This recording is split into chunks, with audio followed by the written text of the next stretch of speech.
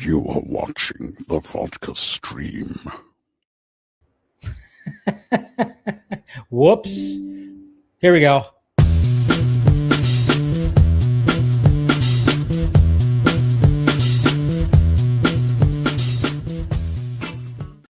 I don't know what happened there. I thought I removed myself from the thing, but it didn't get removed. So there I was. What's happening, guys? Let's go ahead and add some of that. Welcome to the Vodka stream. Made it through another week, and holy crap, was it a week? Comic-Con.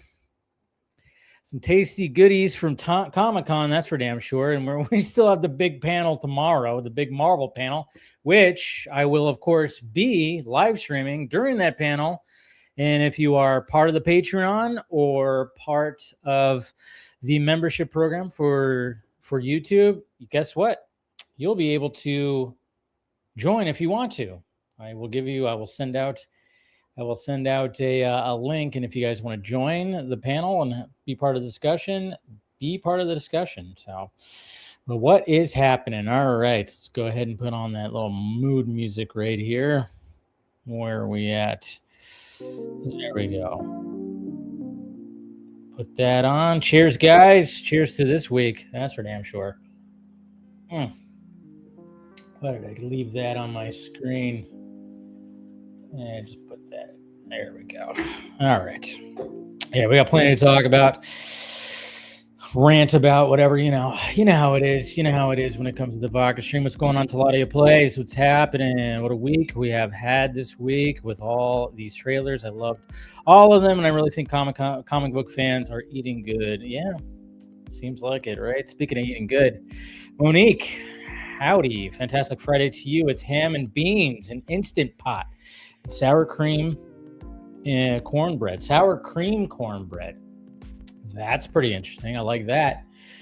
Yeah, but ham and beans, those go well together. What's going on, Max Wolf? Night Danger. Hey, Dave, what up? I'm doing good today. It's Comic-Con weekend. Can't wait for tomorrow because Marvel is having their Hall H, and the Clayface trailer looks scary as hell. Oh, my OMG, but so yeah. And have a good fucking weekend to you, too. We got Gilmer right here. What's the right way to critique the look of a film from a trailer? I don't want to just sound like I'm just hating. Which one are you talking about? That's the question. Ghoul, what's happening? Watched the first episode of Stewart's Saves the Universe on HBO Max, and it was actually pretty decent. Also, did you get the bucket? I didn't! I waited too long, and he's talking about the IMAX camera bucket. I might have to order it off of the IMAX website, which of course is going to be a few dollars more. Yeah, my dumbass should have gotten it. So, I mean, it was there. And then when I went, because I went and saw the Odyssey, took mom a film junkie last night, and they were out. Damn it, they were out. So, didn't get it. So, I might have to order it. I'm going to have to order it. Hoy, Mr. James McKenzie, Lanterns and Clayface. Fuck yeah. We got Clone Avenger right here, man. The Lanterns trailer is pretty sick. No Man Escapes the Manhunters. Isn't that crazy? The Manhunters. Chris Balga, what's happening, sir? Good evening. SDCC is starting off with a bang, and we have a ton to break down. Are we fans happy, upset, or sad? Probably all three at once. Yeah, it's usually the way it is. My God. Devin Wooter, what's going on, man? Hey, Dave, the Lanterns trailer was awesome. Grace Randolph is so dumb. For hating on Clayface and hating on that Blue Beetle back in Man of Tomorrow. Yeah, I thought about doing a little rant on good old Grace tonight, but I'm not going to do that. I'll save that for Monday. Oh, yeah, Gracie out there just being a little weirdo. Well, now, actually, she's not. She's being normal Grace, to be honest. So, I don't know. Let's see. Wow, what's going on, Dell? Good to see you, my friend. Yeah, Bucks, you have to grab ASAP. Yeah, I know. I totally just was like, good Lord. Do I still have that drop? I think I have that drop, right? I can never find anything on this thing right here, but I don't actually. I think I got. No, there it is. Great! There he goes. But the thing is, it fades out. I wonder if there's an adjustment when it comes to that. So it's a quick drop. It's a quick drop, but yeah, I'll save that for Monday. I wanted to rant off on something else today, something Comic-Con, more Comic-Con related, I guess you could say, that I was going to talk about on the opening of the stream instead of talking about Grace. We'll save the Grace talk. We'll save that. Just didn't like the look of Doomsday trailer, but I don't want to sound like recently, the color grading. No, I get it. You are not in the wrong, sir, Gilmer. Especially when you watch the movie it's going up against. Last night, again, I didn't see it the first time I saw The Odyssey, but last night I got to see the Dune Part 3 trailer on a big, huge IMAX with a big, lovely sound. And yeah, you kind of go like, how? And I haven't seen the Avengers Doomsday trailer on the big screen. I'll probably see it on the big screen next week when it comes to Spider-Man Brand New Day. I'm certain that the Avengers Doomsday trailer is going to be right in front of that thing. But you're not in the wrong, Gilmer. I feel the exact same way, because it's like, how is it that the movie that it's going up against looks so much better? Why does it doesn't look like it's on a green screen? Why do the visual effects look fantastic and it looks cinematic? And Avengers Doomsday just doesn't feel as cinematic as you would hope that it does. I'm not saying all the shots are bad. There's some good shots in there, don't worry. But there's some shots that's just like, yeah, no. So you're not in the wrong there, man. Larry, Horse 83, evening, Mr. Peña. What's going on, Larry? Been a minute. Yeah, since I've watched the live Vodka stream. Great night and plenty of DCU related content to discuss. Hope all is well. Yes, all is well. I hope all is well with you too. I'm seeing Spider-Man opening night with an old friend and on Sunday with the family. There you go. Cool. Yep, seeing an opening night with Pop's Film Junkie, brother Film Junkie, and nephew Film Junkie. So it should be good times. Even though they keep releasing clips and everything. My God. Do you think the WB boycott is over, Dave, because of the merger, because of politics? I don't know, man. I don't know. Yeah, and then look what Dell's saying too. I mean, it's like, haters stay mad. I saw the Geeks and Gamers reaction to Clayface trailer. They liked it, but crashed out about it being in James Gunn's universe. One guy didn't know who Matt Hagen was. Of course they didn't. What? You're telling me that's one of them didn't know the character of Matt Hagen? But probably claims they know fucking all the lore and shit like that. It's almost like sometimes it's a grift. It's just kind of funny. But yeah, and these guys are obviously involved with the politics of a lot of things. I don't know. Yeah, that is kind of interesting, because if you guys did not hear that, yes, apparently the merger has been put on hold. The merger for WB and Paramount. Apparently, because all the antitrust stuff and everything that's coming at them, They were postponing it for 2 weeks. Now it's almost a full year. That's right. Until June of next year. The merger cannot happen until June of next year. What did I say, guys? What did I say? This is going to take a long time. I didn't think it was going to take this long. I thought it was going to go into next year. I didn't think it was going to go well into next year, like halfway through next year. But that's what's happening. But good news, guys. Good news when it comes to that, because you got Cosmic Book and all the other grifting little fucking guys out there that like to grift and all saying that, oh yeah, Paramount, the Saudis and Snyderverse and all that stuff like that, oh my God, Zach's working with Paramount. You know what that means? He's getting the Snyderverse ready and all that stuff. They get to have a year to just add, to pile on all the bullshit. Pack it in. They're going to put more bullshit out there. Meanwhile, Zach is like having fun, kicking cups into trash cans, looking at Panavision cameras to film for, his next 3 movies that, of course, a lot of these guys don't give a shit about. They just give a shit about the Snyderverse stuff. But at the same time, yes, that's what happened, guys. And I think a lot of people were celebrating. Now, it's still going to happen no matter what. I think it's still going to very much happen. But it is kind of interesting that it is going to take much longer and everything. So I don't know. It's just all...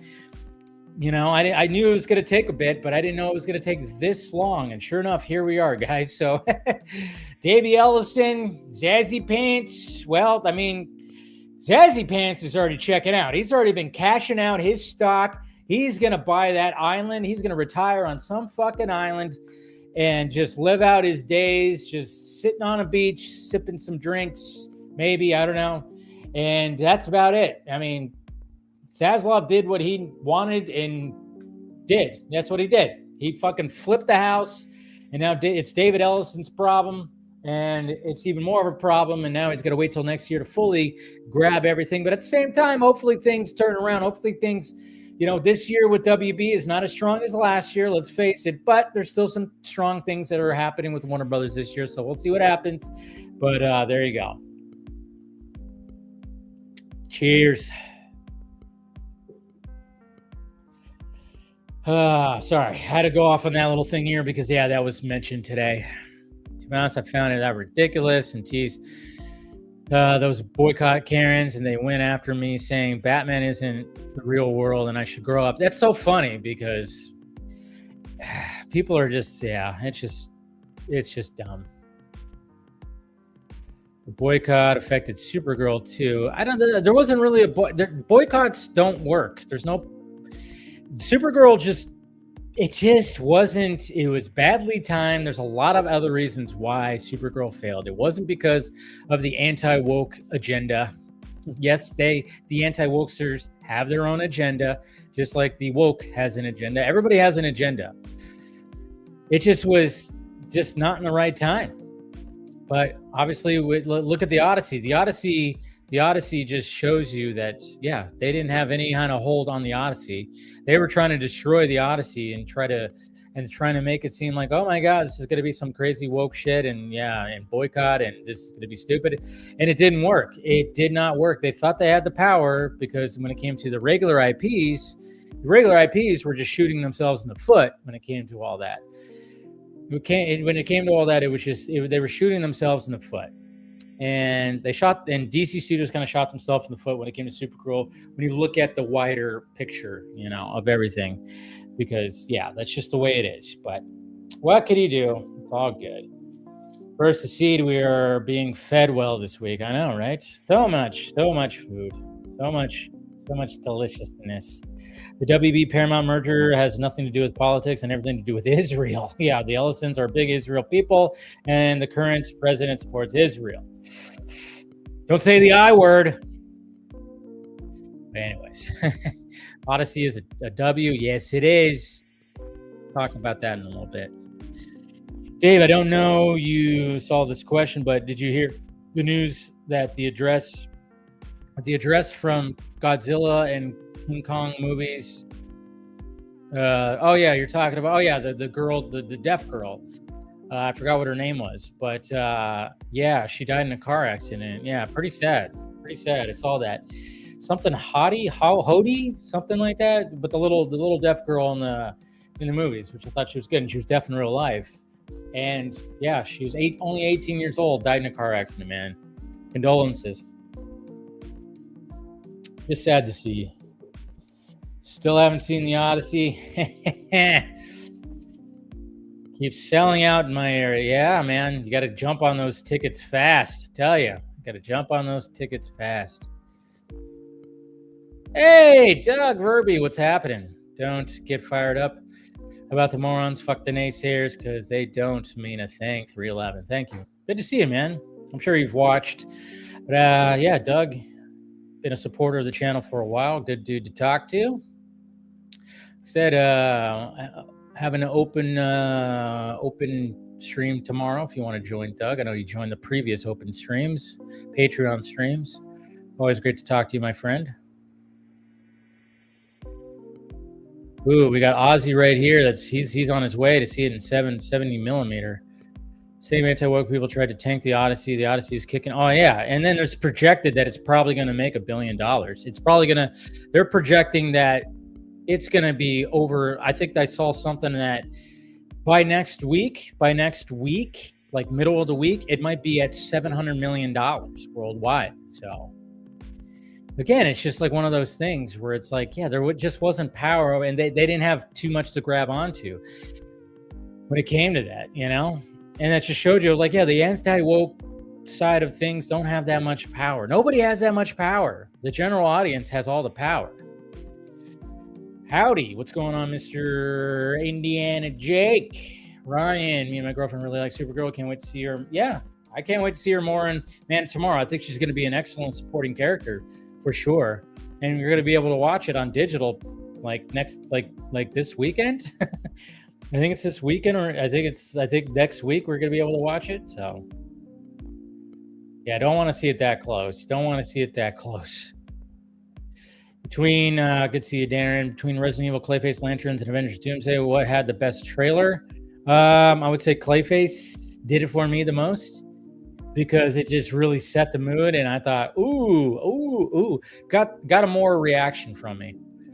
And then Lanterns, I mean, let's face it, Avengers Doomsday was at the bottom for me, which is kind of weird. Like, as much, I'm not saying that I'm not trying to be a hater, it just didn't do it for me. And I think with all the leaks and everything, I already knew, like, oh yeah, that just wasn't as exciting as it should have been.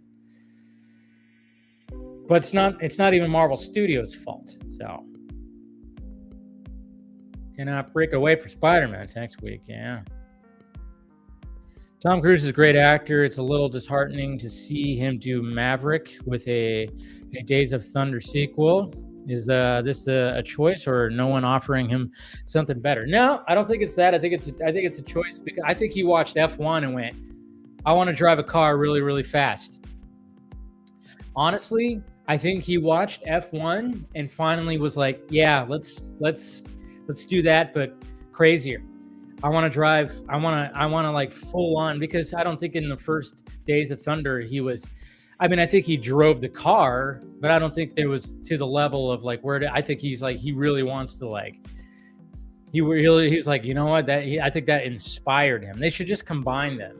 To be honest, they should just combine them. So, but anyways, yeah. Speaking of the Odyssey, I did take Mama Film Junkie to see the Odyssey yesterday, and I saw it in a newer IMAX, which the sound was more state of the art. My God, it fucking. Yeah, I mean, the second time around watching the Odyssey, now that because I said sometime, the opening, the first like 20 minutes, the first act was a little rough for me with how it was paced. And I still saw it a little bit there, but it didn't affect me as much, where I was like, obviously the first time I saw it, I went, oh man, I was kind of worried because I thought the pacing was a little, the audio, the sound was a little, and there's some editing, and they were jumping all over the place. But honestly, watching it a second time, knowing that, okay, this is how Christopher Nolan's going to tell the story. Oh man, did I just take it in? I'm like, oh yeah. Because you have to realize this, Christopher Nolan, the non-linear storyteller that he is, he had to find a way to tell the story non-linear and go back to certain things within the story. And of course, it's when he's with Calypso and they start telling a story like that. It's when his son goes to, I'm trying to remember the names, goes and talks to John Bernthal, and then you get another story. It's constantly like you got present day, and then you're talking about stories. This happened, and that happened, and that happened, and then of course it all just leads up to the climax. Which the climax is so freaking good. But yeah, just watching it again, and I don't know, just felt like the movie theater being a newer IMAX. Man, did I feel some of that? Did I feel more of like the boat sequences? All the sequences were just like. Just seemed like the sound was just up to 11, and it felt it again in my bones, which was good.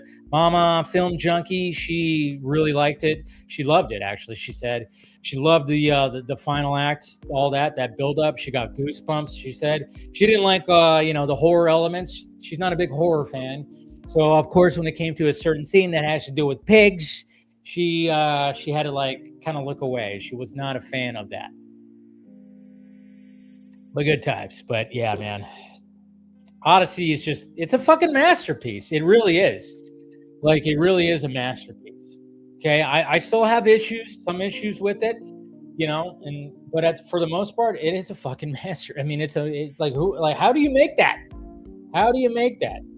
It's funny. Another thing that the anti-wokesters were trying to do too, and again, headlines and stuff like that. Because I saw it the morning show that I listened to over here in California, Heidi and Frank. They were talking about this very thing that Matt Damon talked about, and I've even seen people go like, Jesus Christ, because they're only reading the headlines, and of course the articles in the headlines, they're the ones that are going to get people engaging on it. And literally the headline said that Matt Damon admits that his stunt person was a woman, and then said, yeah, her arms are like, I've never seen arms as good as hers. So of course, naturally, I see people who don't take the time to get the complete context, because context is key. And then even when I was watching the morning show, they were like, what the hell? Like, that doesn't, like, you're telling me that his stunt woman or his stunt man was a woman? I was like, no, guys, no, that wasn't the thing. It was only for a certain scene where they needed those big, huge armored soldier knight-looking dudes. They were very tall, and they needed people to be short, and they used that perspective angling filmmaking that Christopher Nolan just did and fooled us all, because I was kind of wondering how they did that scene. I'm like, that had to be a little bit of visual effects, right? That had to be. Nope. It was just really tall people and really short people. So yes, Matt Damon's stunt person was a woman for that scene because she was really little. And yes, she had really good arms.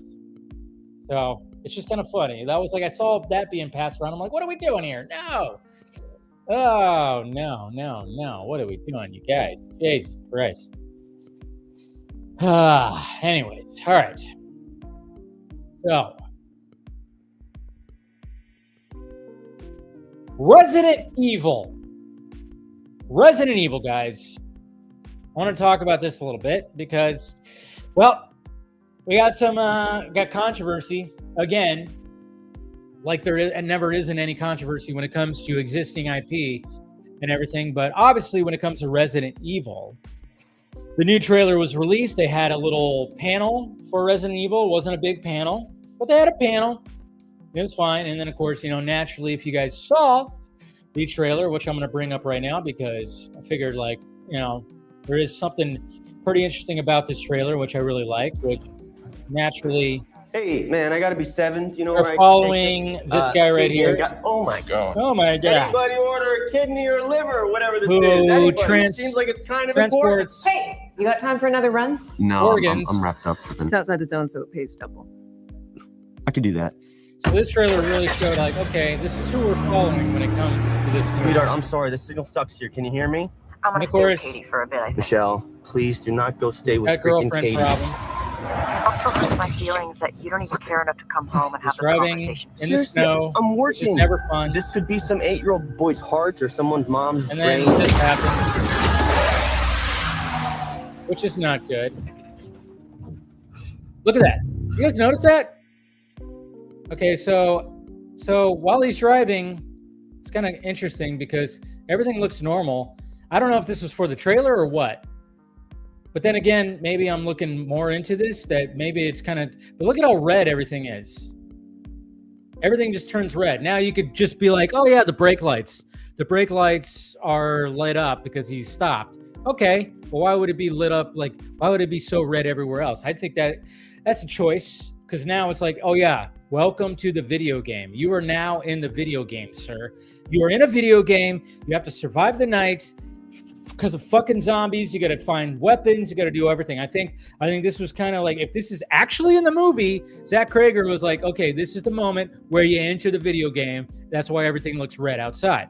Okay, yeah, sure, it might be because of the brake lights. Fine, but this doesn't seem like that was a choice. It could just be something from the trailer. Maybe I'm looking way too into it. I don't know. I like to think that this was definitely a choice. Because, obviously, look how red everything is. Obviously, yes, they're showing, credits. But, yeah, Sure, it could be because of the brake light. It's just, I think that it was like, it was a choice from Zach Krager to be like, you have now entered the game. So.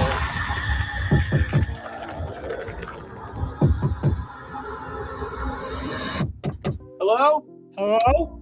There's an emergency here. I was wondering if I could use your phone.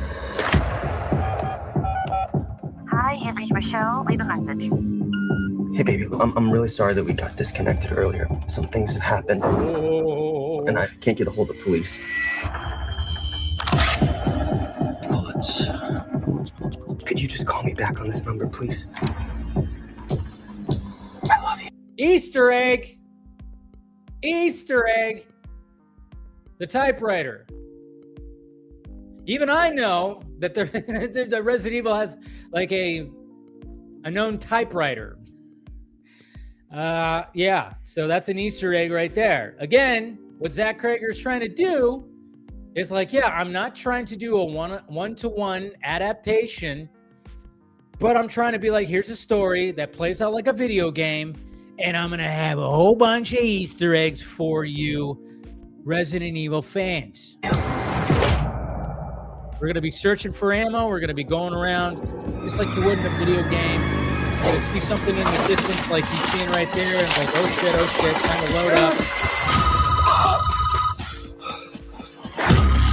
I mean, the build-up in this trailer. That has happened in this town transpired in a matter of hours. You've got no idea what you've got there in your hands. Look at that little hand!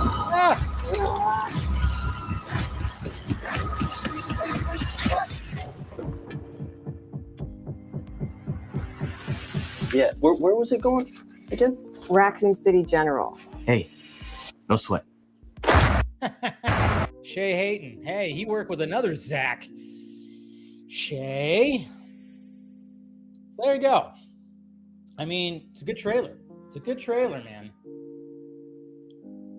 I don't know if it's going to be a red effect for just a trailer. I don't know. It might not be. It might not be. I mean, maybe it is, but I have a feeling that it might not be.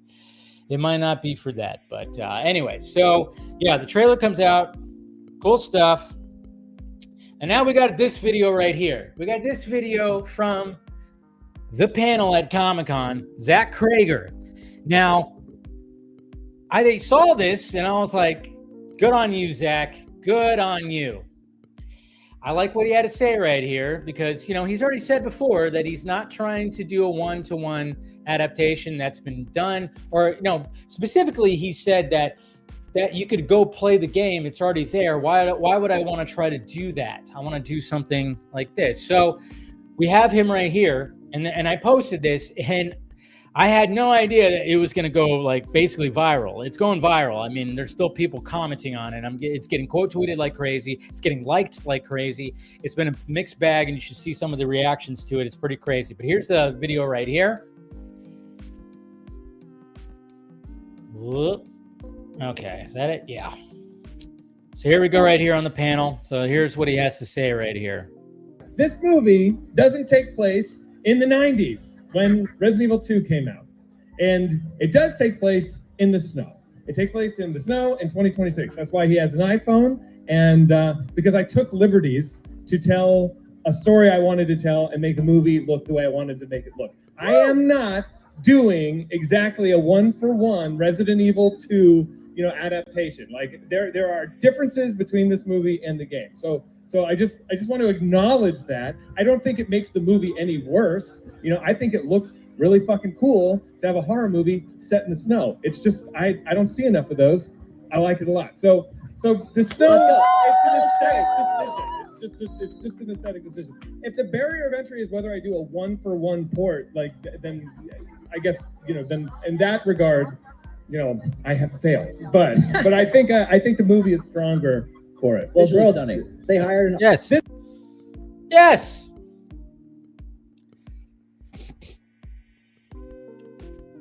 So people got upset about that.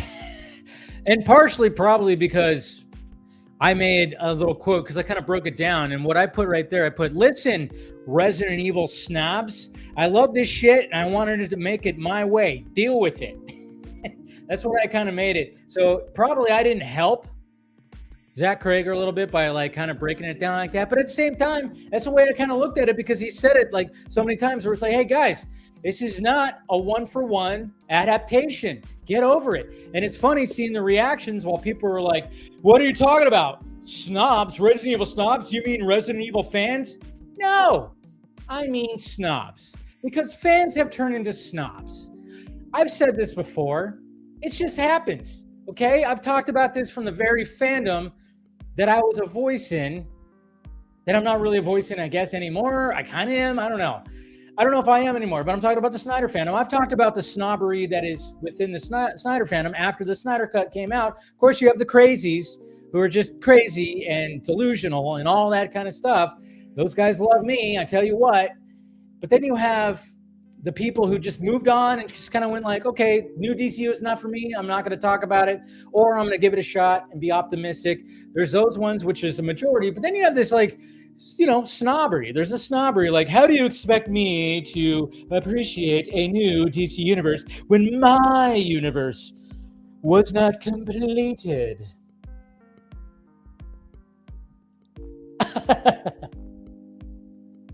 Stuff like that. Because we've turned into snobs. Social media has turned fandoms into snobs. There's nobody that can just, no matter what, if you're going to take on an IP, guess what? You're going to have fans. You're going to have fans that are just going to be like, fuck this. I don't want it. If you're not doing what I want, then this should not be canceled, boycott. We're going to do all that. That's just the way it is. But thankfully there's a lot of people that, like myself, that I go like, oh, okay. So Zach Krager, I mean, I'm not a big Resident Evil fan, but he's gonna take the approach like this. He's gonna do a story within the story. And I kind of like that approach, because I even think about that sometimes when I'm thinking about some other stories, whether it be comic book or even like if you had an existing movie, like what would a story like certain like this kind of story, if it took place during Independence Day in 1996, I always thought, there's always could be those alternate stories when the bigger story is in the background. I always think like that. That's pretty creative. That's why I kind of dig what Zach Krager is doing right here. But the fact of the matter is, fans are snobs now. And when I had people going like, Resident Evil snobs? You mean Resident Evil fans? I'm like, no. You are acting snobby because no matter what, you were probably going to hate whomever was going to take your precious IP. They were never going to do it right. And let's face it, video game adaptations don't have a good track record. It's also kind of funny, too, when I see these people also in my mentions go, oh, here we go. Another Resident Evil flop. I will give you the last Resident Evil. I forgot what it's called. The last Resident Evil that was released. Yeah, that one didn't do well. It was released during the pandemic, which is kind of funny if you think about it. That movie sucked, and that movie didn't do well. But I hate to tell you, folks, and this is coming from somebody who thinks Paul W.S. Anderson is kind of a hack director. His Resident Evil movies made money. That's why there's 7 of them. Because they were made for cheap, and there was an audience for them, okay? When it comes to Paul W.S. Anderson, I've said time and time again, Event Horizon, excellent. Mortal Kombat 1995, love it. I'll even give him the first Resident Evil movie, but after the first Resident Evil movie, yeah, I even started going, what the fuck is this? And then everything else he made has been shit as well. But his Resident Evil movies made money. Low budgets, good returns. That's why they made like 6 or 7 of them. I don't even know how many they made. But yeah, when people were like, no, the Resident Evil flop, I'm like, what? The franchise has been pretty damn profitable since, 2001?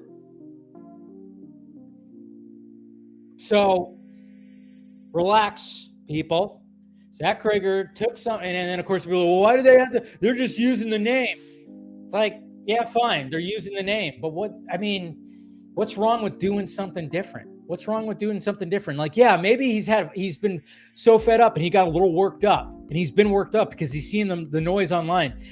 And maybe after that panel, he probably would have, maybe he was like, shit, maybe I went a little too hard on that. Maybe that could have been the case. But hey, He's making the movie that he wanted to make, and he is going to, I think he's, when I see, I've even bookmarked some of these people that are like, it's going to flop, flop, flop. And I'm like, I'm willing to bet that this movie doesn't flop, that it actually does pretty well at the box office.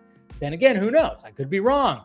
It's going to be interesting to see that, because just like this is what's happening with Curry Barker in a sense, because this is Zach Cregger's third movie, and it's an IP movie, a recognizable IP movie with already a fan base that he's making his own. Curry Barker, after his next original movie that comes out, that will probably do gangbusters as well, the movie after that, he's doing Texas Chainsaw Massacre. So his third movie is also going to be an existing IP with an existing fan base. You better believe that whatever decisions he tries to make, oh, guess what? Not my Leatherface. Just like these guys are going, not my Resident Evil. Where's my Leon? Where are the characters? Huh? Where's Jill? Why can't I have my characters? Why can't I have my storyline? This is why AI is going to win, folks. This is why AI is going to win, okay? Because the people who are running AI, and even AI itself, is going, yeah, just think, in about 10 years, probably less, everybody that is always like, not my Superman, not my Batman, not my Avengers, not my X-Men, not my Resident Evil, not my Blade Runner. Everybody's going to say that. You're going to be able to have AI feed you exactly what you want. And you're probably still going to bitch about it. You're going to be sitting in your freaking recline chair like all the fat people in WALL-E, and you're going to be fed. You're going to be fed your Snyderverse, your Burtonverse, your Reevesverse, all the spin-offs you want, while you just munch on snacks. But this is why AI is just going to be, this is what it's going to be.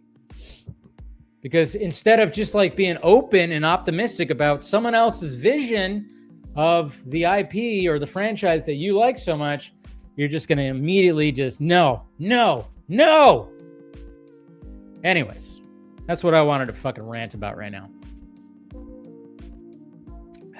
Because I honestly thought, I actually liked the fact that he was like, guys, this is what I'm fucking making. Deal with it. It's what we're doing. But it's funny because I have a feeling that his Resident Evil movie is probably going to be the better one of all of them. And maybe I'm just going to go in, and I'm going to go and try to be as open as possible for this movie. But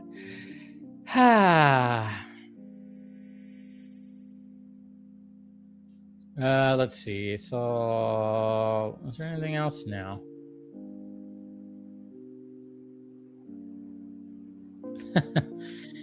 All right. So, sorry. Anyways, thank you, our real skeptic. So, is Zach Cregger, thank you for the $10 super chat. So, is Zach Cregger going to do Resident Evil sequel films? He said he doesn't want to use any of the game characters. How does that work if you're trying to set up a... Yeah, he probably won't. I mean, I think this is just going to be something that's just not going to be tied to it. Maybe whoever is, making these movies are going to be like, oh, we have our own plans that are happening, or something. But I don't know. I don't know what's going to happen when it comes to this universe. But maybe it could start something. I don't know. Like I don't know what is going to end up. I don't know what's going to end up happening.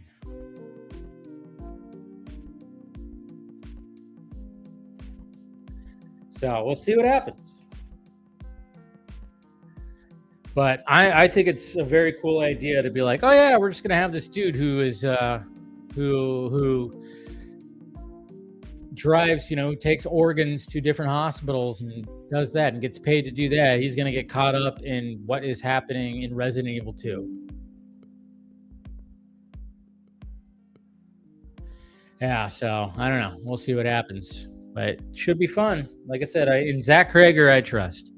I trust Zach Cregger. So. Oh, all right. Just sending out some invitations. We might have some boots on the ground Comic-Con people showing up. trying to get them here. What the hell? Sorry, I was just looking at something. Just looking at something, and it was like, what the F? What the F? What the actual F is that? You don't think it'll be on digital till December? It might be a little earlier than that. Let's see. It'll be in theaters through August. I have a feeling it'll be on digital by October. I think October it'll be on digital. Late September, October. That's my guess. That is going to be my guess when it comes to that. Supergirl is 6 out of 10. It should have been made by James Gunn or just animated, released in theaters. Interesting take. All right, so it's the 28th. Yeah. Hey, like I said, it didn't do well. Put it out there. You got to put it out there in digital. Why not? It could have a second life. People are already like going, hey, we're watching Masters of the Universe. Masters of the Universe is, you could watch it on Amazon, I think. I think you can watch it on Amazon, right? I think that's already out on Amazon. So it's like, what are we doing here, folks? It's already happening.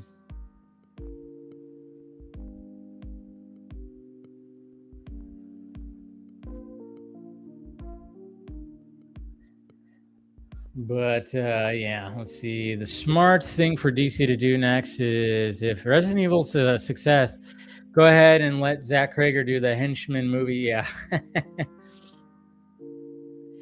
I mean, I wouldn't hate it. I would not hate it. I'd be welcome to it. Like I said, it seems like Zach Krager, and this is why I like Zach Krager, because I've had these ideas. I've also had these ideas. I'm like, imagine this story within this story. And I wouldn't be surprised if that ends up happening, if that ends up being a concept, a new kind of concept. Wouldn't be surprised. I'm calling it now, folks. I'm calling it now. Right here, July 24th, on the Vodka stream. I'm calling it right now. You know what? The next high concept movies will be, especially since the superhero genre is kind of struggling and stuff like that. I wouldn't be surprised if within like the next decade or so, like the next 10 years, especially we got Zach Krager that is laying the foundation. We're going to start getting like these stories within other stories.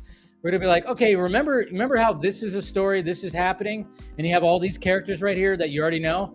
Well, this is what's happening over here with this character or these characters. Because I've always thought about that. I'm like, what if like you have like a romantic comedy and behind it is Independence Day? It's like something like that. You could have that, and then you see little Easter eggs of like, news reports or whatever the hell. You see little Easter eggs of like the initial story within this new story. I don't know. That's probably going to be a thing that's going to be happening. I think Zach Krager is already leading the way. That's just something I was like, man, I wouldn't be surprised. Some of the biggest movies, they're going to be like, okay, in Jurassic Park, there's going to be some kind of there's some kind of crew member, some worker. We're going to get like and it could be just a short film too, or it could just be a really short movie where it's like, oh yeah, it's these crew members over here that are, the next Jurassic Park movie or Jurassic World movie is going to be these crew members in the original story. Yeah, they were trying to get out this way, and they were trying to, get off the island this way.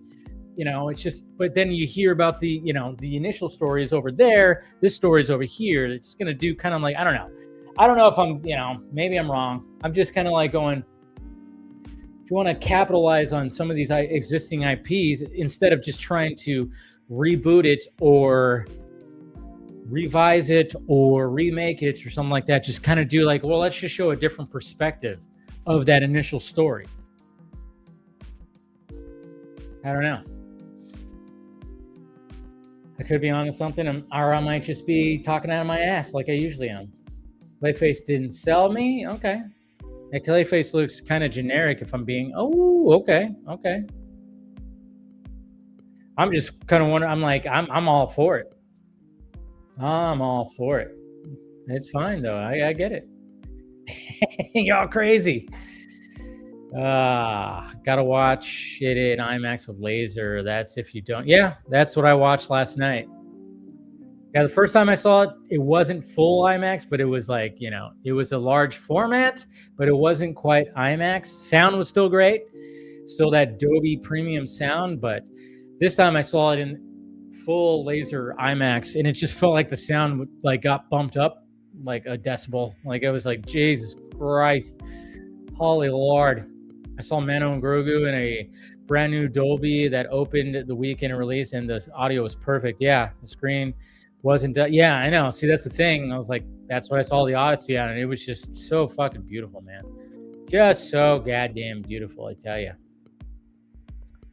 The Dark Knight is his only linear film. It's like how Man of Steel is Zack's without slow motion.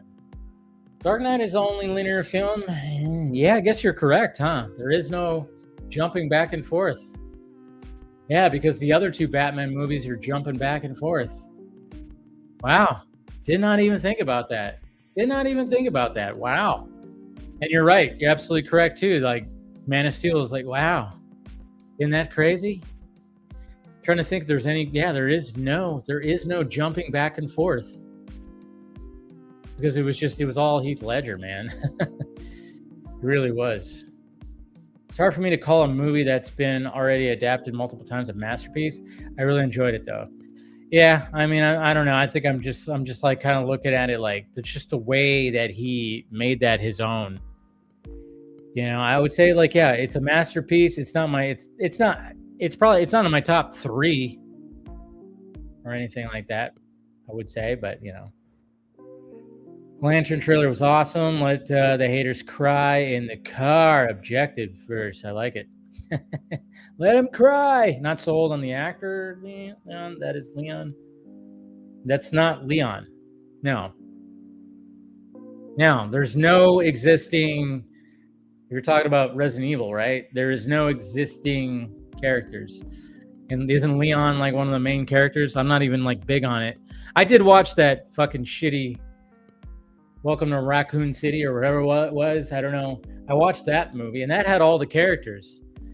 It wasn't terrible. I mean, it was watchable, but it also wasn't good. It had some good moments. Like I said, I'm always one of those, right? I don't think a movie's like always terrible. I can always say what's good. Anyways. Yeah, it came out Amazon. Yeah, Amazon Prime. They talk about Masters of the Universe. DC Studio should focus more on DC Elseworlds as well. I know. Seems like they need to do better job at marketing. No, they marketed the shit out of Supergirl. I think it was just people were just like, Supergirl? Really? That's the next one? And you're expecting me to take the family Supergirl after Toy Story 5 and before Minions? I mean, there's just a lot of things that mess that up. And yeah, I think it was just a poor choice. And the fact that it got bad word of mouth.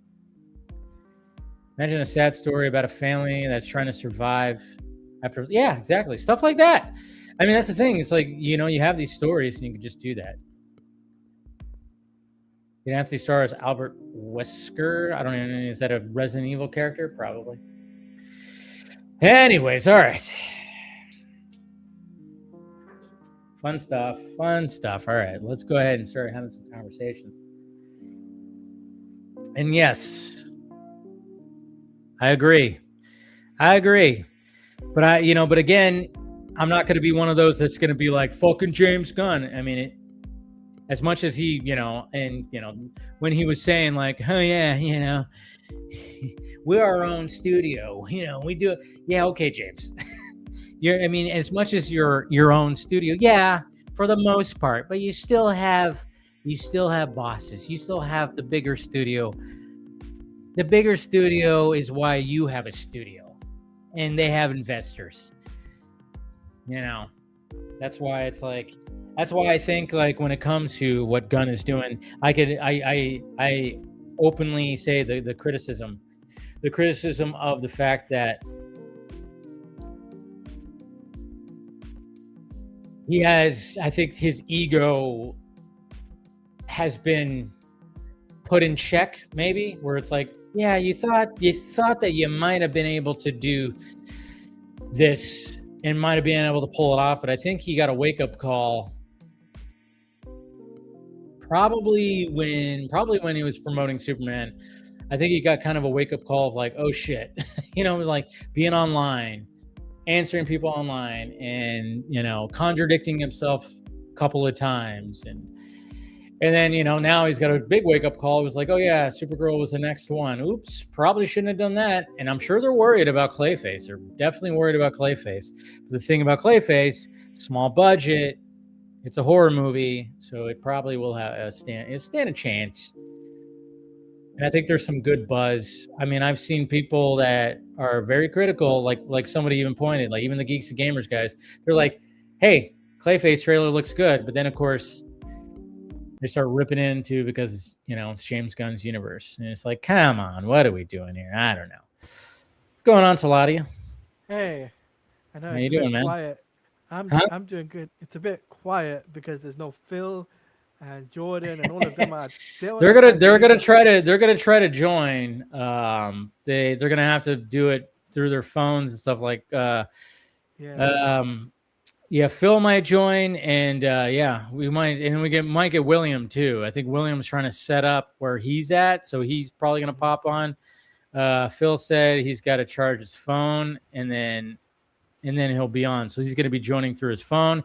And I know he was like with Ronan at one point. He's with Jordan, Chainsaw Reacts. So maybe they might pop up.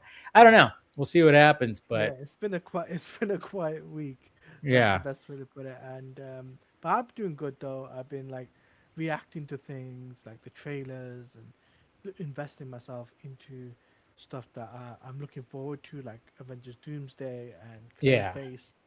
Like those two trailers particularly, I'm very looking forward to the films. Definitely.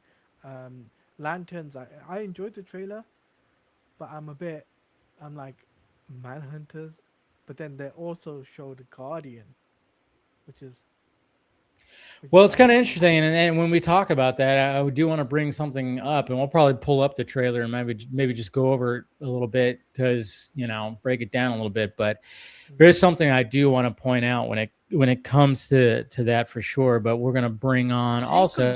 What you up to? What's up, Chris? Hey guys. Hey, Chris. How you doing?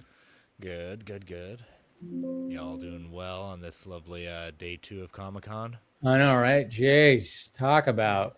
It's been a crazy week. Non-stop trailers after trailers after trailers. Like that's what we love. That's what's great about Comic-Con is the fact that we're getting like these trailers after trailers and like even the fact that when obviously, well, it's kind of funny because even when it came to the Clayface trailer, we didn't think there was no announcement of a Clayface panel, but then all of a sudden it was like, oh yeah, well, they're gonna just join Jim Lee, and I'm wondering like how last minute was that? we got to talk about it. Jim, you're in charge. You know comics, right? Yeah. Okay, go say something. Yeah, it was kind of interesting when it came to that because somebody like Tom Reese Harris, like he posted that he was en route to Comic-Con and was like, but there's no Clayface. Is he just going to be there? They have a booth. And then all of a sudden it was like, oh no, he's just there with Jim Lee's. And then like good on Jim Lee to be open to that. I'm sure it was, I wouldn't say it was like last minute, but maybe it was something where it was like, hey, we need to have a, after Supergirl kind of, took the wind out of the sails a little bit here. We need more people to be excited for Clayface. Jim, I don't know if he's drawn Clayface, probably, right? In his career. Yeah, with definitely with Batman and Hush. Oh, Hush. Yeah. Oh, yeah, that's right. He was in Hush. Duh. Yeah. So it's like, and what better person to have like kind of lead and talk about Clayface and build up some the DCU Batman and stuff like that. So yeah. So it worked out, pretty much so. But we might get some boots on the ground people here like William and Phil.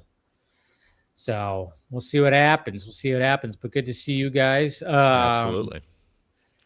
Chris, I did want to, because you weren't here last week. You were on a little vacation, right? How was your vacation? That was, the quick little trip up to visit my wife's family. They've been up. My wife and kids have been up in New York visiting her family, and they do like a family reunions in upstate New York. So haven't been up there in a number of years, and I had an opportunity to get a cheap flight up there. So they were very surprised to see me. So being the good son-in-law, as it were. Got to be that good son-in-law, man. That's good. Yeah. But you were able to catch the Odyssey. Yes. Yep, I was able to catch it. Basically got right before we had to go live with Marvel Alliance. Snuck it right in at that point. But yeah, I got to see it in 7mm, so that was nice. You were lucky. Yeah, very much awe-inspiring. Loud as all get out. I don't want to know what 40X is like. 40X is like you're in a hurricane. Yeah. No, I get it. And it's a lot of you. Did you talk about it? You haven't seen it yet. Have you seen it yet? I haven't seen Odyssey, but I'm doing a double 2-in-1 because I'm seeing Spider-Man next Saturday. Okay, so you're getting a double dose of the trio that is. Oh wow! Because I'm doing 2-in-1. I'm actually seeing Spider-Man at 9:00 in the morning, and then after that for lunch I'm going to watch the Odyssey. Cool, that's good. That's a heck of a double header there. I mean, yeah. Also, check your volume, Talata. You're a little low, so maybe like up it just a little bit. But no, that's good. Yeah, I saw the Odyssey again, and like I said, the first theater I saw it, it was large format, but it wasn't quite IMAX. But still, it's just a normal theater that we go to. Sadly, there's not a full IMAX theater where we go to, but it's large format, Dolby, and it was quality still. Still quality. It was still great, but when I took my mom, I was like, all right, we're going up the street to the new IMAX. And Jesus Christ, that movie, just seeing it for the second time, knowing obviously with the second viewing is always a better one because you know what you're kind of in store for. You can always appreciate it. Usually I appreciate a movie more, and that's usually the case. And that happened with the Odyssey. I was like, okay, some of the issues I had, they weren't quite there. Because I had issues with like the first 20 minutes or so, where at first I was like, whoa, what are we doing here? This is whoa. And then going in, I'm like, oh, okay, yeah, obviously it's Christopher Nolan. This story is being told by people telling the story. It's like, yeah, I mean, it's Christopher Nolan's. Yeah, it's Christopher Nolan's The Odyssey. It's not the Odyssey. It's not gonna spoil anything for you, Talati, at that point. Okay. John Leguizamo steals the show, as definitely one of the best supporting characters. Very surprised that I had to do a double take when he came on. I was like, oh my gosh. He does a very good job. And and I appreciated Robert Pattinson more in this the second viewing. I was like, holy shit. I mean, even my mom was like, I'm so glad, well, obviously we know that he's going to get his at the end. It's not really a spoiler, but it's just like I was like, yeah, he plays a good little. He's just a little piece of shit, doesn't he? He's a little. Yeah, I mean that ending sequence meets everything that when I've read the poem, seen the one we always talk about that we saw in school. Even the stuff that they left out from what I know, it's okay. It's I would have loved to have seen it, but again, I didn't necessarily think, it hurt the flow of the story. The things that I was impressed to see, I just wanted to see it done by him. Even though you know what's going to happen, you've seen the story, you've heard the story, it's just cool seeing it in different interpretation. Yeah. John Bernthal, great as usual. Let me tell you something here, Chris. No. Let me tell you something, Telemachus. Can I call you T? I'm going to call you a little T, all right? No, you're right. And that's why I looked at it like this time. I'm like, okay, especially after seeing it for the first time, and this is like a week later, and seeing the people react to it, and I was like, I'm like, wait, I mean, yeah, again, this is Christopher Nolan's The Odyssey. This is not, he's not trying to be like, this is gonna be shown to all kids for the next 100 years. This is the ultimate. No, this is what he wanted. This is how he wanted to tell it. This is how he wanted to make it. And again, especially this time around, seeing it in this crisp IMAX theater, the first sequence of them, the whirlpool and stuff like that. Well, no, I think it was even before that when they were like going through rough waters. I started feeling like a little. I mean, I felt it the first time where I was like, geez, you know, I'm not like, I don't get seasick. I've been on boats and I'm perfectly fine. But I was just like, those sequences and just how loud and how just crazy it is. I think the daytime ones are like the crazier ones because it feels a little bit more real because you could have like the boat be crashy and stuff like that. And like, I think the first time like they're going through and they're trying to get away from the whirlpool, it's not as it's crazy because they're trying to get away from that. And of course, the reasons why and whatever the fuck. It just kind of made me feel really uneasy when it comes to like the storm at night when things get really bad.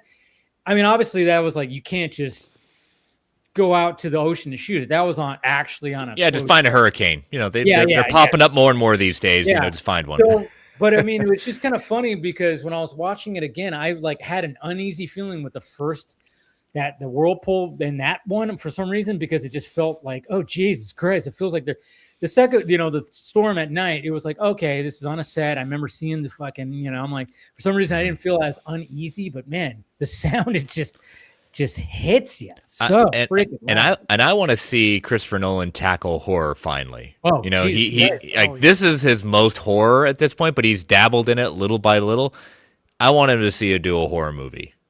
He's just playing with us at this point. If he never does one, fine. We have these moments, but.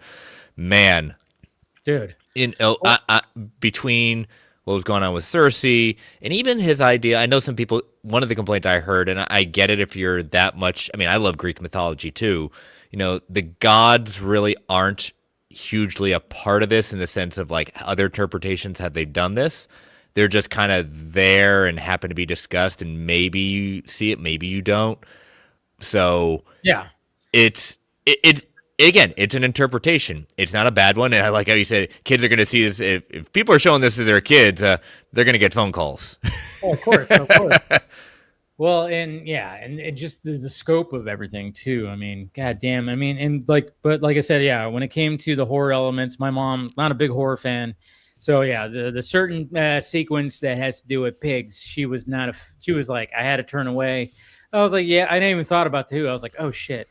She doesn't like this kind of stuff. And when that was happening, I was like, yeah, okay. I was like, kind of like, yeah, okay, mom. But yeah, she was just like that was, but that the build up to the end with Ludwig's score with those drums and oh man, yeah, you're in for a treat, Taladia. That's for damn sure when you see it. Yeah, and everything. But we're gonna start bringing some people who are, you know, they're over there in San Diego. What's up, William? How are you doing? Can you hear me?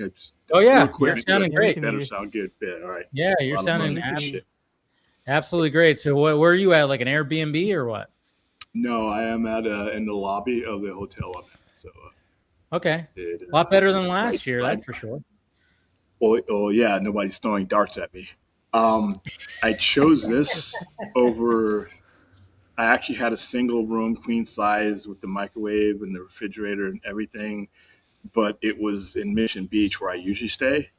Mm-hmm. This one, if you stuck your head out the door and turned your head left, the convention's right there. Oh wow! 4 minutes walk away from the convention. So there you go. Everything else, I mean, you can't get any better than that. Not this time of year. Not this time of year at all. It is booked, packed. Yeah, so far so good. Like last year's con was a fucking disaster. This one is already better. That's good. I'm glad to hear that. Only halfway through, or technically, we've been here since Wednesday, but so this is technically wrapping up day 2. And it's still disorganized in Comic-Con. If you're watching, they don't surprise you with this. This is not like I came in one day and said, hey, guess what? Surprise, Comic-Con. No. The kind of disorganization that was here from last year, there's things that they can fix. They try to streamline and make things better. It just doesn't, with this amount of people, go with what's been working with you for the other 40 years. Don't try anything new on the fly, because it's bad. Especially trying to get in. My recommendation, if you guys are here in San Diego going to Comic-Con and you don't need to get into something right at 9 o'clock or 9:30, wait till that initial rush is over, because that whole cattle herd thing that they do, it's just going to make you mad, and it's kind of dangerous. So yeah, other than that, I mean, last year's disaster made this year's one more kind of knew what to expect, and you kind of get the sense that a lot of people who were here last year are like, yeah, they're doing this shit again. Let's go this way. Panel, not doing Hall H tomorrow. I decided, along with some other people, that there's one panel. It'll be big. One panel is going to be big. I just didn't feel like blowing the whole day. Yeah, just to get to an hour. It's a big choice. Yeah, it's a big choice. Yeah. You know.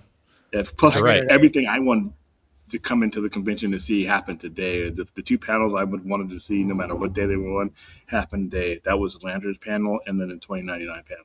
And the Lanterns panel was long, and a lot. Yeah, we'll get into it. We'll get into it. I want to definitely get into that, but we're gonna bring on somebody else who's over there as well. Phil. Hey, Phil. There he is. Okay. Oh, he got it. A ring. He got a ring. Did you grab me one? Did you grab me one? No, I don't know. I don't know what your ring size is, so I couldn't tell you. But well, I'm not going to wear stay it. In line. I mean, you could stand in line and get one yourself. You guys can hear me, right? Yeah. Yep. Cool. Yeah. How was that line? Was that line bad? It wasn't bad at all, actually. Let me go get the other stuff that I got. It was actually really cool. But I was having battery issues. I wanted to get one of those rings, but apparently you have to like do a whole thing. Or it's no. That's the no. They're selling it at the DC shop. No. Yeah. Yeah, DC. They are. They're sold out right now, but they'll be back in stock. They're like $70, but they'll be back in stock. $75. Oh. So I got a snapback Absolute Batman hat from the DC shop. Nice. And I got 2 more shirts on top of the Lanterns ring. I got the Absolute Batman shirt. So there's that. Nice. I got the big old fucking bat logo on it. And then I did get, which was announced today, the Batman of Two Worlds book. It's going to be written by Matt Fraction. That was announced today. So, we're going to have Batman versus Absolute Batman, right? Nah, two separate stories. Two stories. 2 separate stories. Yeah. Is that what it is? Yeah, they're not crossing over. Okay, I was like, wait, it's funny. Crossing over? But yeah. So yesterday I got some books signed by Scott Snyder. Nice. Today, when I was walking on the floor, I'm literally walking, and here comes Matt Fraction, who's writing mainline Batman. Mm-hmm. And I was like, "You're Matt Fraction. You write Batman." He was like, "Hey, how you doing?" And he was like, "Dude, I'm great. Your Batman book is fucking awesome." And he was like, "Oh, cool. Thanks. I'm signing here in like an hour." I was like, "Yeah, dude, I've got the first volume. I can't wait to finish." He was like, "Oh, yeah, it's fucking great." I was like, "Dude, have a great con." He was like, "Yeah, you too." And then I got a Batman Beyond print signed by Paul Dini, who's also just in and of itself just a super, super nice, pleasant human being. I met up with Psychowitz for that Absolute Batman number 7 he did. Mm-hmm. And I had him sign that Election number 1. And I'm buying more fucking Absolute Batman. Is going to take all my money. It's that food. Because there's so many variants out here, and they're so irresistible. I can't walk by one, and I stop and stare. I think Phil was with me a couple of those times. Just snatch that shit up because I know I can resell it. I told my friend Chris, not Chris Baga, but our other friend Chris Evans, I sent him a picture of the Hot Toys Batman, Absolute Batman they have on display. I'm seriously considering dropping the $400 to get this. Oh my god! It's only going to be. I can't even do it. It looks good, but I can't even justify it. You guys can like Venmo me $100 each, and we can collectively own it. Was it gonna be like custody? Like what is a timeshare? Yeah, exactly. Like if someone gets to like have it for 2 or 3 months of the year, then they ship it to each. That's exactly it. Yeah. Phil, I thought it was going to be more. I thought that was going to be about $5. Say that again, Taladia. Sorry. Did you get to see the Funko Pops for the Absolute Universe, or no, not yet? The ghost of the Funko Pops that were once there before people that's a sore subject for Phil right now. Yeah, your mic is still a little low, Taladia, by the way. Yeah. Yeah, there's a lot of cheating going on at this Comic-Con. I don't want to talk about the Funko situation with the absolute stuff right now. I really don't. Okay. Okay. Very, Counterfeit very, very wristbands. frustrated with that. Very frustrated with that shit right now. Well, you should be enraged because the counterfeit wristbands things, that's a new low right there. Well, it was not only was it a new low, it's the fact that, like, oh yeah, these are exclusive only, and you need to get in through a fucking portal to even bother getting a ticket to get online to buy these things. It's like, what? Are you fucking kidding me? You mean I came to this convention specifically to get this fucking thing? This is the one thing I fucking wanted to buy, and you're gonna sit here and tell me, oh no, sorry, you need a ticket that you had to get in a raffle. Fuck off. Fuck all the way off with that shit. Problem. Yeah. I was so mad. Yeah, it was. Because I know Chris wanted a Radiant Black one and Ronan wanted a Cyberpunk one. I was like, oh yeah, I'll wait in line to get these. And then when I go in Thursday morning, I was like, hey, is this the line for the Funko? He's like, oh yeah, do you have your ticket? I said, where do I get a ticket? He's like, it's through a raffle. You need a ticket to buy these, sir. I looked at him and I was like, sir, huh? He's like, yes, sir, you need a ticket to buy. I was like, oh, motherfucker, I am not the one. Motherfucker, I am not the one. No. You Sir Phil. Sir Phil. I just fucking walked away. I was like, I'm not going to deal with your fucking nonsensical bullshit. That was a problem last year. And that was a problem this year. Is you worked hard to get into this thing, and you're basically on the outside of everything. And what McFarlane did is all of us telling Phil that every one of these guys who want to make money and have this stuff and are giving away autographs is okay. So with Tom McFarlane, he had his goofy raffle, and they cheated, and all the people got the bots, and they got that. But what he did is said, okay, Wednesday night, if you come by my booth and buy $100 worth of McFarlane toys, you're guaranteed to get an autograph from me. You get a wristband right there and there. And I'm like, dude, I wish you would have led with that because I went through all kinds of circles. I had Phil. We lost Phil. Yeah, he's enraged right now. He was having a choppy connection, I could tell. Yeah. Oh, the internet out here sucks. But yeah, it's just all these exclusives and portals and stuff. It's really a turnoff because I came here with money and you don't want to take my money. That's not good retail. It's not easy. I know, right? It's like it's a bad part of business dealing. How do they stay in existence? Yeah, it's like when people are. I mean, yeah, when you have something like this, people come to like, hey, I'm going to pour hundreds of dollars. I want to get exclusive merch, this, that, and this. So you should be prepared to make that easy for those customers. I did see that they announced that they are doing other Absolute Batman Funkos, and I'm sure they're probably going to be at retailers, which makes me a little. I'm just really frustrated because not only did I want to get one for me because I love Absolute Batman and everything about that universe so far, I really wanted to get one for Chris and one for Ronan because I know that obviously Chris is on the East Coast and Ronan had a bunch of pressure to do. I had no fucking problem doing the thing, waiting in line, getting my boys something from Comic-Con. But no, you couldn't even give me that opportunity because we had to do this stupid raffle bullshit. No, I was not. We're gonna write a tersely worded letter, Phil, and we're gonna let Funko know who's boss. I'm gonna blame James. They do a survey at the end of it. Kidding. Just kidding. They do a survey at the end of every con, and I roasted. Yeah, they do. It's good. The same thing. Like I said, you come here with money, and you have people in the mood for ill-advised purchases, which is me this weekend, sadly, and you're making it harder for me to give you money. I don't understand. Yeah. That doesn't even sound right rolling off my tongue. Well, it's gonna be interesting because I've never gone to San Diego Comic-Con. I don't know if I really have an interest just because it always appears so overwhelming with so much there at that point. I am going to New York Comic-Con for the very first time, and so it's definitely bigger than the Heroes Con we have here. So I'm going to be very curious to see how I feel about that. New York, not as Hollywood as San Diego, but I know they do a lot of big stuff over there in New York. So they do. Yeah, it's the second biggest one. You're going to have an easier time in New York Comic Con simply because by nature of it is it's very expensive. New York Comic Con is one of the more expensive ones you could do per size.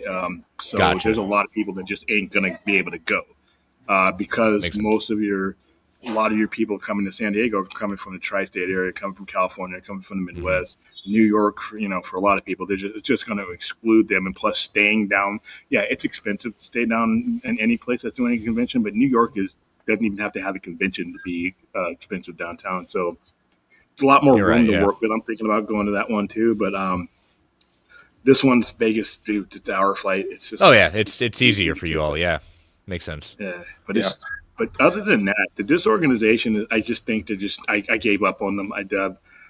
There's nobody, the communication, but the actual content as far as like the vendors and what they have. There are some vendors that are knuckleheads and don't know the value of signage. You got 100,000 people rolling through places. And if you don't want me to touch something, you need to put a sign that says "Don't touch." Oh fuck! Here we go. Hey, listen, no, and then fuck, here we go. If I just happen to float in front of you by accident, because I'm looking at something attractive, I don't need to hear your fucking mouth about, oh, you're cutting in line. No, dude, I would have gladly gone down there, but I was so turned off about the experience. I'm like, the lady looked at me as if I knocked over her china. I'm saying, how much does this cost? Because I want to buy it. Okay, and she didn't have anything to do with me. So let me shift gears here a little bit. First of all, I saw the Odyssey. Odyssey was amazing. Second of all, William, you asked someone a question today in Hall H, and I think you should let everyone know who you talked to today. Oh, Peter Safran. Okay. Oh, just drop that name drop like nothing. Oh yeah, well, because he was just sitting right across from us. Yeah. What happened? Because go ahead. So at the panel, the moderator made a mistake. He said when everything was all said and the panel wrap that, don't worry, you'll be able to watch it all August 16th. Lanterns hits all episodes August 16th, and everyone was just like, did he just say all episodes August 16th? And William was like, there's no fucking way they're doing that. No. And I looked over.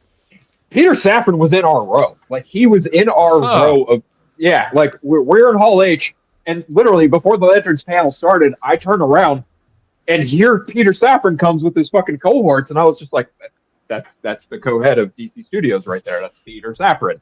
And William was like, oh, fuck, it is. After everything was all said and done, William was like, there's no fucking way they're dropping all episodes. And I looked over and I was like, well, Peter Safran's right over there. Why don't you go fucking ask him? And he's like, you think I won't? I said, I dare you. And so he fucking went. I wanted to know. That'd be the easiest dare I'd even accept. Like, yes, I'll ask him a question. I'm not going to. Yeah, I legit so William, because I go ahead. Thank you. So William asked him, and I walk up behind William, and I look at Peter Safran. I was like, you're Peter Safran. And he's like, hey, how you doing? I shook his hand. I was like, hey, yeah, nice. Good luck with Man of Tomorrow. He didn't realize he was being trolled, though. He just thought. Tell James I'm his biggest fan. I love the man. I mean, I wasn't trying to be a jerk about it. I was genuinely just like, hey, man, good luck with Man of Tomorrow. Thinking in the back of my head, like, sorry, Supergirl fucking failed, but, you know. Yeah, you don't want to mention the failure of it. No. Yeah. Thank you, Real Skeptic, for the $2 super chat. Big cons are slowly pricing out the middle class. Okay, yes, they are. That is 100% true, but you have to be smart about it, because strategically you have to look in between, because if you look at it on face value, it's blindingly expensive. Then you got to know what you're looking for. And some of this shit is just for you to find out that it's here. Not your fault. And then I can deal down, just because I see it at Comic-Con doesn't mean I need to get it at Comic-Con, because not everything's going to sell out here. So you can wait till the Monday after Comic-Con when the rents due, and the guy's like, okay, I'll knock about $50 or $60 off of that. That's I got another 30 cards today that I'll be called. Yeah, last day of the con is when everyone doesn't want to take all that stuff back with them. So that's when you really can deal. Yeah, I've talked to some guys who are kind of firm. They got those Thursday and Friday prices, and then we'll talk about Sunday prices, or when you get home prices and realize that the bill for all this shit is due. And then we'll do some transactions. I bought more this year than I have in any other convention. I don't know what the hell has happened to me, but oh well. I think it's Phil. Phil has corrupted me. Yeah, it's Phil's fault. Yeah. That is a sweet ring, Phil. That very nice. I like it. That is too. Yeah, looks pretty sweet. Remember, with great power comes great responsibility. Remember, Superman said that. Okay, so I mean, obviously, we're gonna go over the trailer, but you guys got to see more than the trailer. You guys, Spill the tea. Spill it. Yeah. So you got to see some they just couple on clips, right? 7 clips. 7 clips. 7 pretty decent length clips. We saw the premise was there. Obviously, I saw you post about the Manhunters, which I suspected, but I wasn't sure because they gave us nothing about that. Laura Linney being who I thought she was going to be, which is a Guardian, was which Guardian. that was confirmed. She's a Guardian, and I think if you go and look at the history of the Manhunters, that makes sense about what this might be about. So this looks really good. This looks really good. It does. I mean, the trailer looks good, but I mean, yeah, I wanted to hear what you guys, was there anything that stood out? The footage reinforces it. Does it really? To me. Okay. Now, take it with a grain of salt from me because I've been telling you for a year and a half now, just give me the lanterns. Fuck everything else. Just give me the lanterns. Now we're here. But it's not just that. It's actually, it looks like, it feels like an HBO Max top tier show. And it looks like they're going to deliver, at least judging on what I saw today. So the first clip we saw was the full scene of John getting picked up by Hal, and Hal putting the ring on the dash, and telling him, and Hal telling him, you're only, going to be ready when the fucking ring says you are, or whatever. You see that whole sequence, and you see how John survives. You see him. Okay, so here's something that they probably didn't show. In this world, Hal Jordan is like a known hero. Like, people fucking know him as Green Lantern. Like, people walk up to him at a fucking taco bar and they're like, can we get an autograph? Can we get a picture? Like, he's a legit fucking hero in this world. Like, people know that Hal Jordan is the Green Lantern. Yeah. So there's that. And then there's another sequence. We get the full, we were shown the full interrogation sequence where Hal Jordan goes, Hal Jordan, Green Lantern. Like, we see this full interrogation with him and that dude, and he turns out he's a fucking alien, because that's what it is. It's like they're basically extraterrestrial police, and they're investigating a murder in a town, and that's kind of the gist of it. And the guy he's interviewing is a Manhunter. He's one of them. That wasn't quite confirmed, but yes, like they are the Manhunters are the they are a part of this. They are the antagonists, more or less. And so there's another scene. We get the bar sequence. It's funny, like Hal actually takes his ring off and takes a beating just to get information out of these fucking goons. It's pretty insane. That's cool. It's pretty funny. I could see Kyle Chandler doing that. That's nice. Yeah, Kyle Chandler is dickhead Hal Jordan, and it works. It's actually really good. He's great.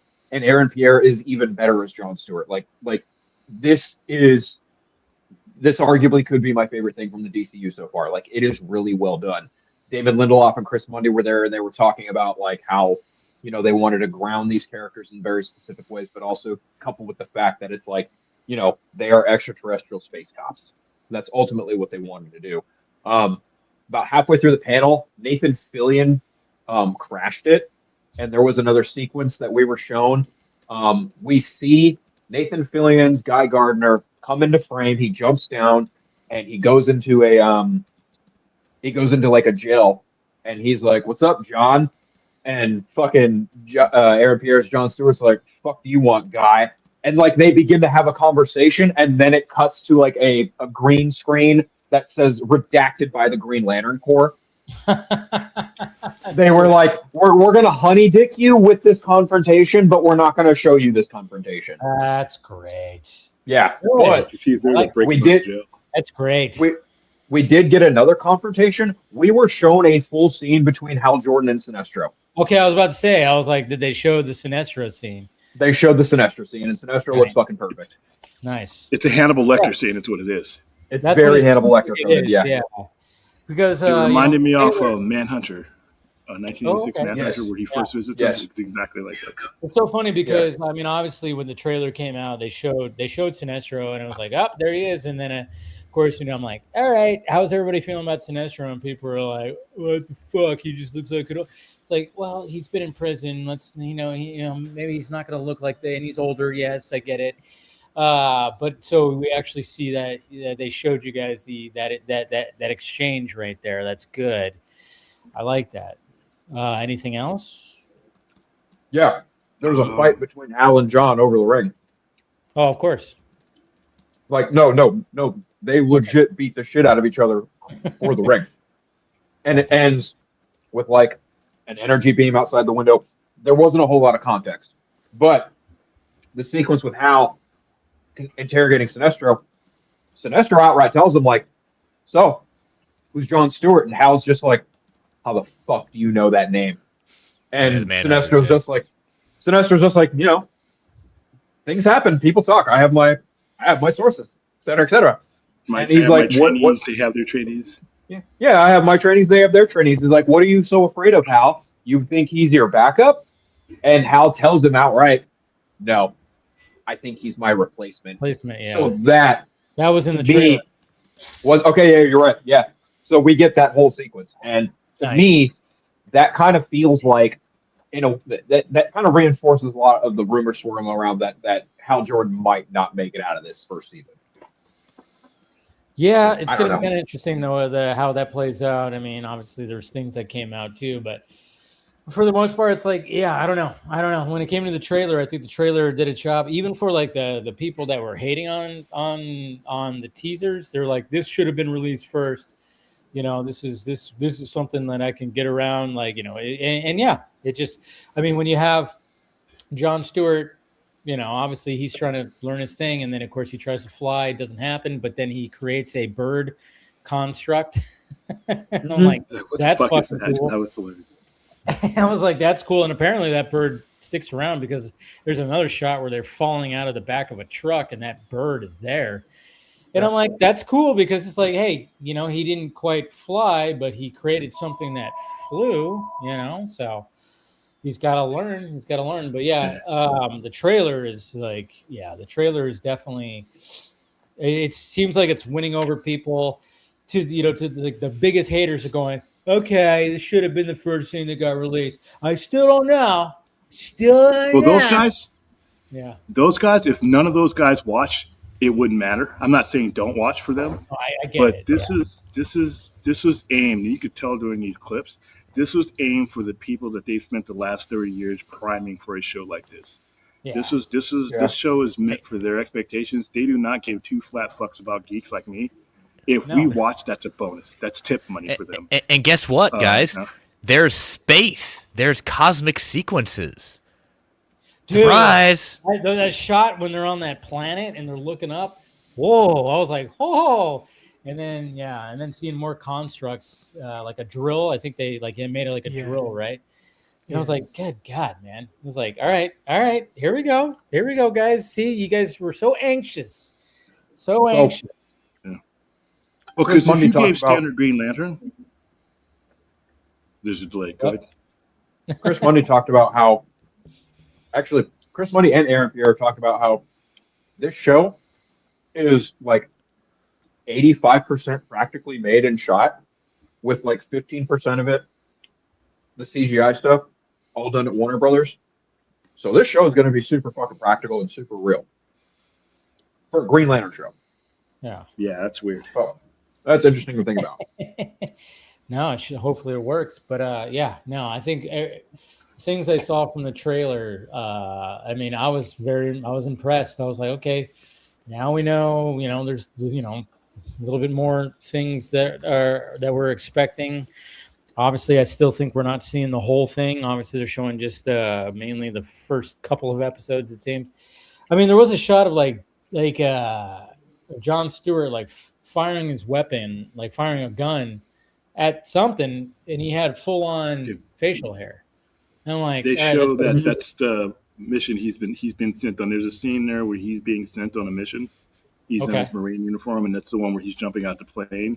Gotcha. So that part right there, I think, is part of the selection process that the Guardians used to get him. Because I think what's ended up happening is it's when you see him fighting Hal Jordan in that one clip, and you see that red light coming down. That's because I think that the Manhunters and that evil Guardian that Lord Annie plays has corrupted. They want Hal Jordan out, and they've corrupted Jon Stewart at some time. When you see that staple thing to his head, I think they get to him and corrupt him, and that's what that scene was about. But yeah, it's all starting to come together now. But also, there's a scene in there where he explains that one of the little girls asked me, "Are you ever going to wear the costume again?" He's like, "I wear it every now and then," because that's not the kind of hero he is. He's more like a celebrity, like he would be existing in 2026. He would wear before awards show. Maybe he'd wear the costume, but he wears it when he flies out to space to see Sinestro. But for none of the scenes that I saw, he was just wearing the leather jacket and everybody knew who he was. Yeah. But again, that's where people are going to be like, "Oh, he should be in the cause." It's like, I know in 2026. HBO Max. No, you're not going to get that. You're not going to get something. It's funny because they actually wrote that into the show. There's a scene. It's the scene where we see John escape the car crash. Hal's at a taco stand getting a beer and tacos. All these people are like, "Oh my God, it's Green Lantern, it's Hal Jordan." And this little girl, she's like, "My mommy wishes you would wear the suit more often." And Hal Jordan leans down and goes, "Don't worry, I only wear that suit on special occasions." Basically poking fun at the whole fucking thing. That's really awesome. funny. That's great. Yeah. That's great. But, and then, people are going to complain about that. Complain about Hal Jordan when he's like, "Hey, you want a beer?" And then he does a construct of a bottle opener. I'm like, oh, I'm sure that people are going to be pissed. I thought that was kind of cool. It's like, yeah, because you can do whatever. Like, yeah, he makes that. And then he kind of just goes, he's trying to impress her. Obviously, he's flirting with the I don't know, trooper woman. She's the sheriff. The sheriff, yeah. She's the sheriff of the town. No, it's so funny because everybody's wondering is there any Carol Ferris in this anywhere around here? And of course, Laura Linney. Did not appear. People were suspecting because she was age appropriate, but then it was cool that it was like, oh no, she's one of the Guardians. She's looking over. She's basically looking over John, right? Yeah. I think she's trying to turn him. I think she's the evil Guardian. I think she's that one Guardian that was not. Because remember where the Manhunters came from. Remember where the origins of the Manhunters and the origins of the Guardians kind of overlap. So I think that was their first attempt at a police force. Well, then it's funny too because that shot that you see, which looks like it's John's mom, and then it looks like there's a Manhunter, but then people were like going, well, I don't think that's a Manhunter. I think that's a Guardian. The shot in the trailer, and let me pull it up right here. I can't find it. What the hell is it? Oh, there it is. It was that one. Jesus Christ. I swear, Twitter sucks sometimes. But you have this shot right here. People were like, is that a Manhunter or is that a Guardian? Okay. So when we saw this, they specifically said Manhunter in the trailer. If you look at the color scheme, that's a Manhunter. It's a Manhunter. It's a Manhunter. It's 100% a Manhunter. Okay, because there was this whole thing right here where it's like, oh, well, but there's no X's. Why would there be an X? But it's the same go ahead and pull up a Manhunter you could probably just Google Manhunter and you'll see. Somebody posted that. I mean, obviously that's not, Well, the thing about the Manhunters is that they are initially, they were created by the Guardians before the Guardians formed the Green Lantern Corps. Okay. So it's it was kind of funny because I was like, oh, that's cool. But then I'm like, rewatching the trailer. I mean, literally you ever heard of a Manhunter? Like they start talking about that, and then you see that scene. I mean, I'm assuming that's John Stewart's mom right there, right? Or is that somebody else? There was a lot of. Is that a flashback? It looked like a flashback. I mean, maybe. Yeah. I think it's a flashback. I thought that might have been his mom. I don't know. But I don't know. Anyways, I mean, when it comes to the trailer and everything that's in that trailer, I think we could all kind of agree that, oh, yeah, there you go, guys. This is, they gave us 2 teasers. And when everybody's complaining there wasn't enough green and there wasn't enough whatever the hell, it's like, what do you got now? And it seemed, again, what I'm seeing, I'm sure you guys all agree that this was a strong trailer for sure. 3-minute trailer, which is great. Yeah. Nice and long, showing everything, showing constructs, showing going to different planets, showing flashbacks, showing Manhunters, showing obviously the back and forth between John and Hal, and it seems like they've nailed it. I know they actually the 3 of them, they recited the oath on stage, which I thought was cool. That on video. Even though Kyle Chandler got fucked up on it a little bit, he flubbed up. I saw the video. I was like, he flubbed up a little bit, but hey, it's whatever. Yeah, I recorded it too. It was cool. Yeah, I got that recorded. Cool. Yeah, there was even for me when I first saw the initial everything that they've done up to this point, as far as their advertisement and their sequence of advertising and what they've shown has been perfect for what they are doing, which is presenting an HBO show. They didn't give a fuck about fanboys. If you look at how HBO has ramped up their shows as far as what they drop and what they tell you, as far as every show since 1999, they've done it this exact. Go back and look at some of those Sopranos ads. They gave you exactly what they needed you to see as an HBO viewer, and they've done that for every show that they've done. That includes Game of Thrones. They give you what they need you because they know the trailer for an HBO show has been going on since 1999. So you know how they convinced you. You know how on Watchmen, how Regina King's character had some very witty and sharp moments that are very serious, but they're fucking hilarious. Case in point, when they're interrogating the Rorschach group and the white supremacists in Watchmen, she goes, I have a nose for white supremacy and he smells like bleach. Like, there's a lot of that kind of humor here in Lanterns, and that's largely because of David Lindelof. Like, there's a point where Hal Jordan's interrogating Homeboy, and he's basically trying to figure out was great. Alien Rock. It was fucking hilarious. He goes, "Yeah, you can tell me about this truck. You tell me about this. Tell me, how many Harry Potter movies are there?" And the dude's just like, "Fuck, what?" Or where did he go to school? Where did he go to school? Where did Harry Potter go to school? Where did Harry Potter go to school? And he's just like, what?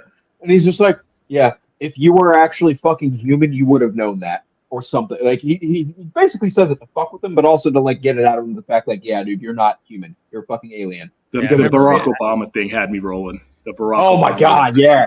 Oh, he was like, you mean to tell me the only thing you can tell me about Barack Hussein Obama is that he was fucking president? It's fucking hilarious. Oh, and there was something with his birth certificate. And that was it. Yeah. Like, Yeah. wow. No, dude, it's witty, snappy humor, and the kind of humor that I can appreciate in superhero projects. It was really fucking tasty. And Kyle Chandler's good at freaking delivering those lines because he's such a great actor. Yes. And they show you that whole scene, by the way, how that interrogation ends. They show I remember you I was reading and what Phil was just saying, like, he interrogates this guy to basically be like, oh yeah, if you were human, you would know this pop culture shit, and he doesn't. Yep. That's just him that's his way of being like, fuck you, man. Let's do this. And then, of course, obviously it's probably going to turn into a physical matter. It does get a little physical, and you do see a little bit of ring power. You get a little bit of that. It was pretty cool. What's really funny is, like, Kyle Chandler was talking about how when they started filming, him and Aaron Pierre, when they did start filming, they were kind of like feeling their characters out. But what really sold it, and if you watch the trailer, their banter, like how they go back and forth and shit, it is fucking hilarious because, Jon Stewart is the no-nonsense, serious, younger cadet, and Hal Jordan is the seasoned, drunk, fucking asshole sergeant who's training him. And apparently, like, they played it out like that before they even started filming. Like, they would fuck with each other. Good. It was cool. It was really cool to hear that, too. Like, it just, as a fan of Jon Stewart, like, I love that character so much. To see him be brought to life by Aaron Pierre just made my Green Lantern fan just really happy. But also just seeing a really excellent actor like Kyle Chandler bring, the energy needed for a Hal Jordan really just sold it for me in a lot more ways than I already was sold. And, there's, like, in the first clip we were shown, fucking, he shows up late to pick up John, and in a he's like, he's like in a hoopty, and he's like, "You're not mad? You're not, pissed off?" And Jon Stewart's like, "No, sir." And Kyle Chandler's Hal Jordan's like, "Sure, you're not a little perturbed?" And John's just like, "No, sir."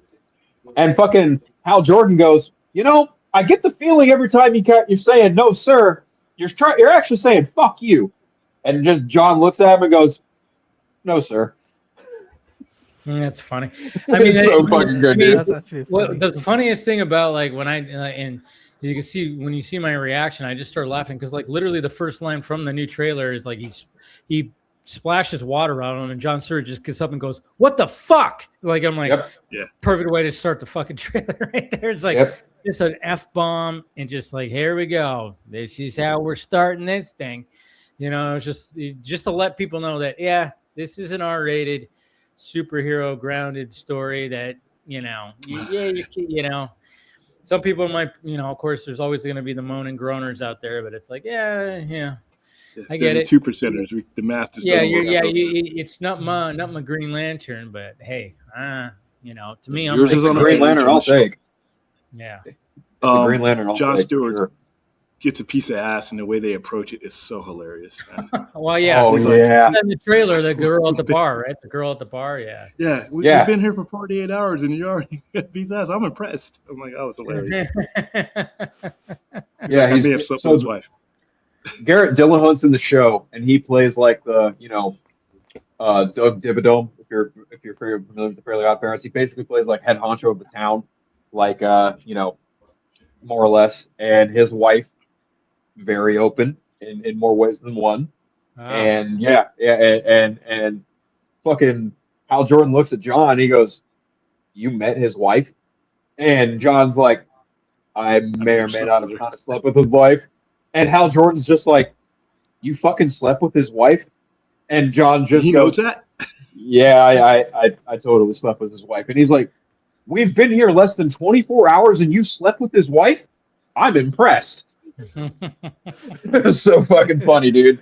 That show is going to be so good. Is great. Their dynamic is great. Yeah, it seems like the chemistry between them are going to be absolutely fantastic. But no, good to hear. Good to hear, like that it's winning. I mean, obviously, like when it comes to DCU stuff, I mean, you know, especially with YouTube being there and then YouTube being impressed by it, not being super impressed by the previous stuff. You know, it's cool. It's cool to hear that. I mean, obviously, this seems like, you know, I mean, when people are like I mean, obviously, we got Clayface, which we'll talk about as well. And I still haven't seen the trailer. You haven't seen the trailer yet? No, I've been busy. That came out. That came out the day we were all leaving, and he was like, he left the day ahead of me, so he wouldn't have seen it. Wednesday. It was Wednesday. Yeah. Before you go to seen it yet. One thing, real quick, Dave. Yeah. There is a difference in the way the DCU stuff is being handled and the difference between the way an HBO show is being handled. There's a different power dynamic where the people who run the HBO shows, even though James Gunn is the studio head, they are proven winners. And I think he might advise along with, you know, but as far as the actual showrunners like the Lindelofs and King, those guys have a direct pipeline to Casey Bloys and all those guys because they have a proven machine there. And it feels that way during these clips. It kind of feels like it honestly kind of feels like that Gunn didn't have a lot of influence on this, or even like, you know, like all the horror stories that came out after Supergirl. You don't get that sense here at all. Like this feels like a Chris Mundy, Damon Lindelof collaboration with Tom King giving some notes too. Like this doesn't feel like James Gunn had his hand in it, if any at all. Like he just had an event feel. Yeah, this felt like an event, and that's what DC's been. This Superman to me, you know, fun as it was, it didn't have that majestic event feel. There was no build. I felt no build. I felt the build in like the 800 clips that they gave us today, and I loved all of them. I felt that there was an intensity and everything. When he's sitting and interrogating that guy, that's how you do that. And they used a tried and true, old, you know, recycled, you know, boss, interrogator, but good cop, whatever, and it worked because there was some intensity.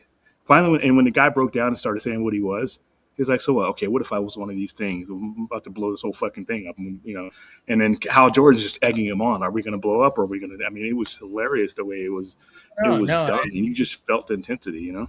But see, at the same time, I'm like, and this is where I go back, and I'll even like defend Gunn is the fact that it's like when he has always, I mean, one of the things that, you know, he's not contradicted on or anything like that. It was the fact that he always wanted every project to feel like its own graphic novel, even though it's tied to the actual timeline. And I think that's, you know, we're kind of getting that with Clayface and with Lanterns, especially Lanterns. and I think like what you said also was the fact that it's like, yeah, when it came to this aspect, it's like, okay, we're not making, this is not Peacemaker, so Gunn's not going to have his fingerprints on it, but he's just going to be like, oh yeah, that's cool, I like that, and yeah, we should go with that. Have at it. I'm going to be over here doing this thing. You guys have at it. I'll watch some things. I'll look over some things, provide some notes. Do they have to take them? No, and they probably don't take all his notes, which is perfectly fine. Hopefully it's like, because it's not like, I mean, we all hope that he's not having like an ego trip when it comes to a lot of things.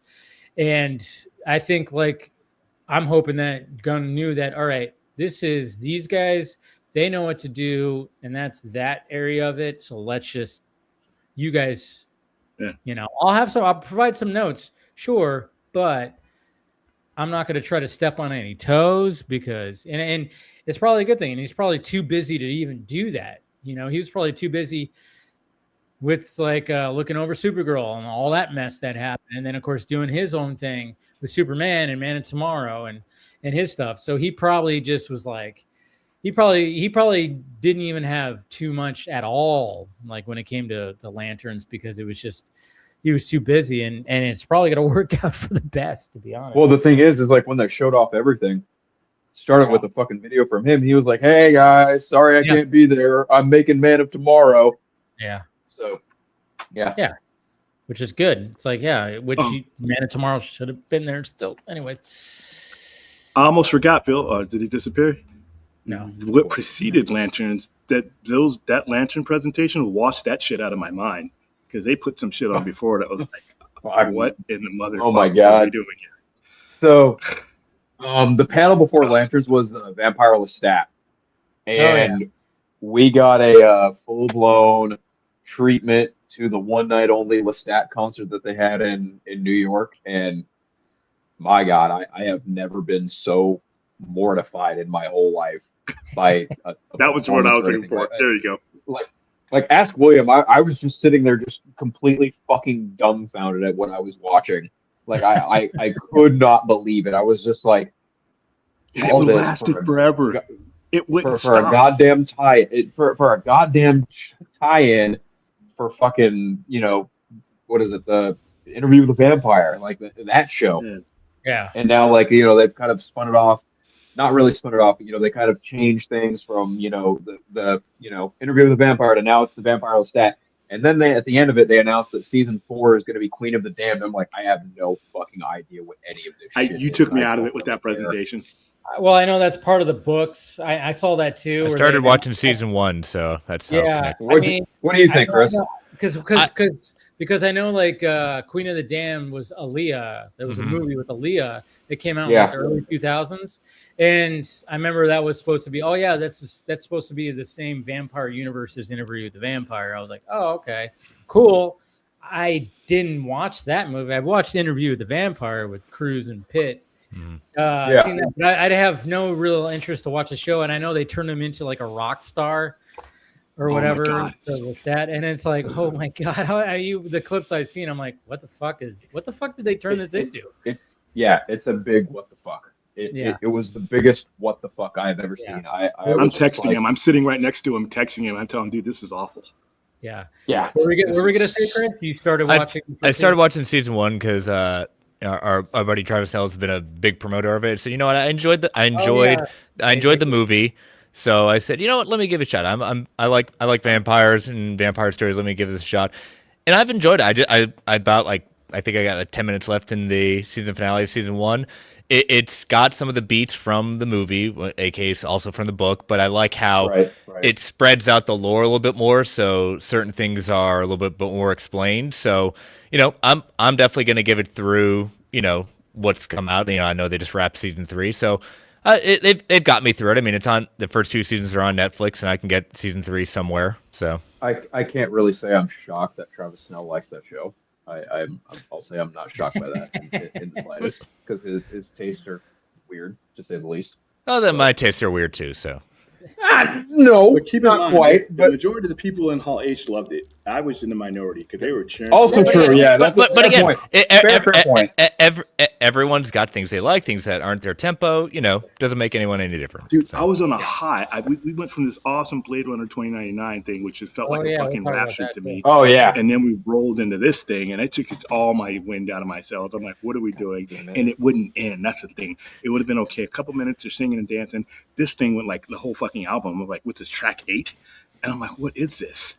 Yeah. And I'm like, no, I mean, I had enough time to think about it. The vampire thing is not for everyone. Let's just say it's not. The vampire lore is always not Twilight. I'm not a Twilight person. That's where I draw the line. I'm sorry, not my tempo for that. But hey, people in the audience, they were loving it. So I'm what? That's the thing. People like vampire. Yeah, I'm probably gonna. It's so funny too. It's funny too because we lost Phil again. No, it's funny too because a friend of mine, one of my really good friends, she was telling me, she was like, "Oh man, it's funny how I still get emotional watching Twilight." I was like, "Wow," and then it was funny because I was like, I just got home from watching the Odyssey, and it's just so funny how Robert Pattinson is just now. I always want to like go back in time because I remember when those movies came out, and I remember like when the first movie came out, I was with like my girlfriend at the time. She loved it, and I was like, and then like when the other ones came out, I was dating somebody else who really liked it, and I remember we got in a fight on the way home because I was making fun of the whole time. But it's just so funny because then I would love to go back in time and just like, hey buddy, guess what? Edward, that guy's gonna be Batman, and he's also gonna be one of the best actors in the 2020s. Just letting you know. See ya. But it's just kind of funny how that is, where it's like Robert Pattinson. I was like, who the fuck is this guy? And I make fun of Edward and make fun of all that, and then he turned himself into like one of my favorite actors working right now. So crazy. Yeah, he was great in small movies for the most part. He's been in small movies. I mean, majority of his movies have been movies that are like Lifetime networks. Yeah, I was telling my mom that I was like, when we were, and I was saying like, yeah, he did. He kudos to him because he could have just went for he probably got offered all kinds of shit and whatever for Twilight, but he did the right thing where it was like, hey, I can't just hold on to this teeny bopper fucking whatever guy. I gotta like prove myself. So then he did a bunch of indie movies. Yep. Proved himself as an actor. And then all of a sudden, now you got Christopher Nolan go, hey, buddy. You got 2 movies now. You got top tier fucking directors going, yeah, I want Robert. It's just we're gonna see him again as Chris Hansen, which is crazy. Which I'm very much looking forward to that movie. And then we're gonna see him in fucking Dune Part 3. It's like as a villain again. Yep. It's like, dude's just fucking killing it, man. And then watching the Odyssey again, I even told my mom, she was like, what character, like which character like stands out? I'm like, well, Matt Damon's just like a powerhouse, but Robert Pattinson, I'm like, there's Leguizamo who sticks out too, but I like Pattinson because he's just such a fuck. You just like you just hate him. You hate him, but then it's like, he just plays that that somebody guy get these fucking beggars out of here. Yeah, I know. That's like the meme that's going around. I had a tweet go viral. Oh yeah. Because it was just a second and a half clip of him like when he was like, get the swords kind of get thing. Get the swords, hit him. What did I post with the tweet? I went 1A. And that fucking that tweet got 1.5 million views. It was like, wow. I was like, it was last Saturday. Last Saturday, I just saw somebody post it. And I was like, and I just immediately thought of Lex Luthor and Superman going 1A. And good call. I was like, maybe that'll be a funny tweet. And I just posted it. Didn't really do anything because it was like, Saturday evening, and I just kind of disconnected and watched the movie. And then I went to bed, woke up, and the thing was at like 300,000 views. So I was like, oh shit.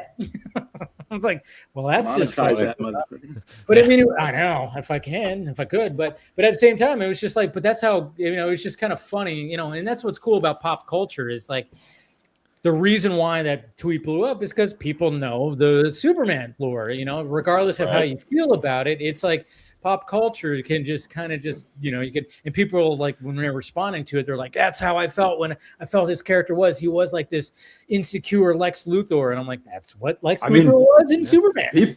People like that movie. I've seen a lot of people wearing that logo shirt at Comic-Con. Of course, people like it. Nothing wrong with it. Oh, the Superman logo shirt. Yeah, that was probably everywhere. I'm sure. It was that and Supergirl. Like I saw a lot of Supergirls wearing the Millie Alcock Supergirl at Comic-Con. I'm glad it's getting support. This is a pretty cool image right here that I saw. Speaking of lanterns, that had all three of them. Somebody's gotta tell Kyle Chandler you got to put it on your middle finger, but it's fine. Oh yeah. But amazing feeling with that shirt. It's hilarious. Yeah. Gardner forever. Guy Gardner forever. That's funny. But obviously, if we're one of the this is what Jon Stewart's going to look like in Man of Tomorrow, though. So we know this is what, obviously. Well, he's filming. Actually, he also looked like that in the clip with Guy Gardner. Okay.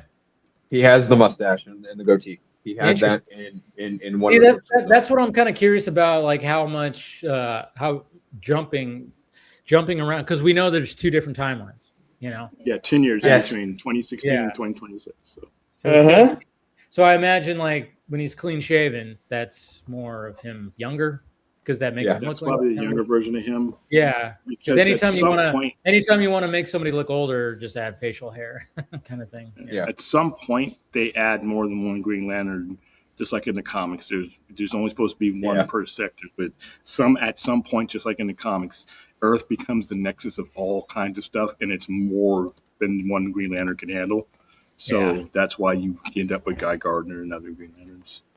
Yeah, it's going to be interesting how he plays in it, but yeah, when it comes to other, and I know Phil, you're going to probably take off soon because I know you're beat. But let's. Yeah, my phone's dying. I'd stay longer, but trying to do this on my phone, it's also dying. It's been all good. It's all good, but I had that problem all day.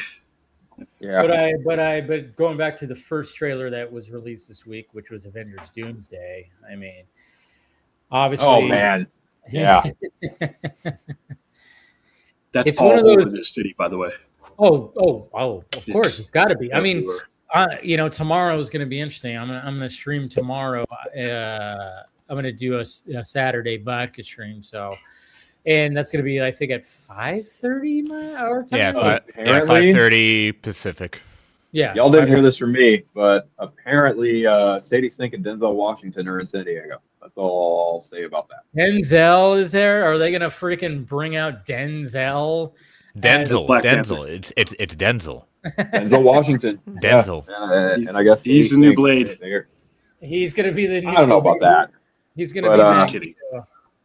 I have it on very good authority that no new X-Men castings are happening tomorrow. I have too early, way too early for it, including Sadie Sink, who I'm pretty sure is exactly great.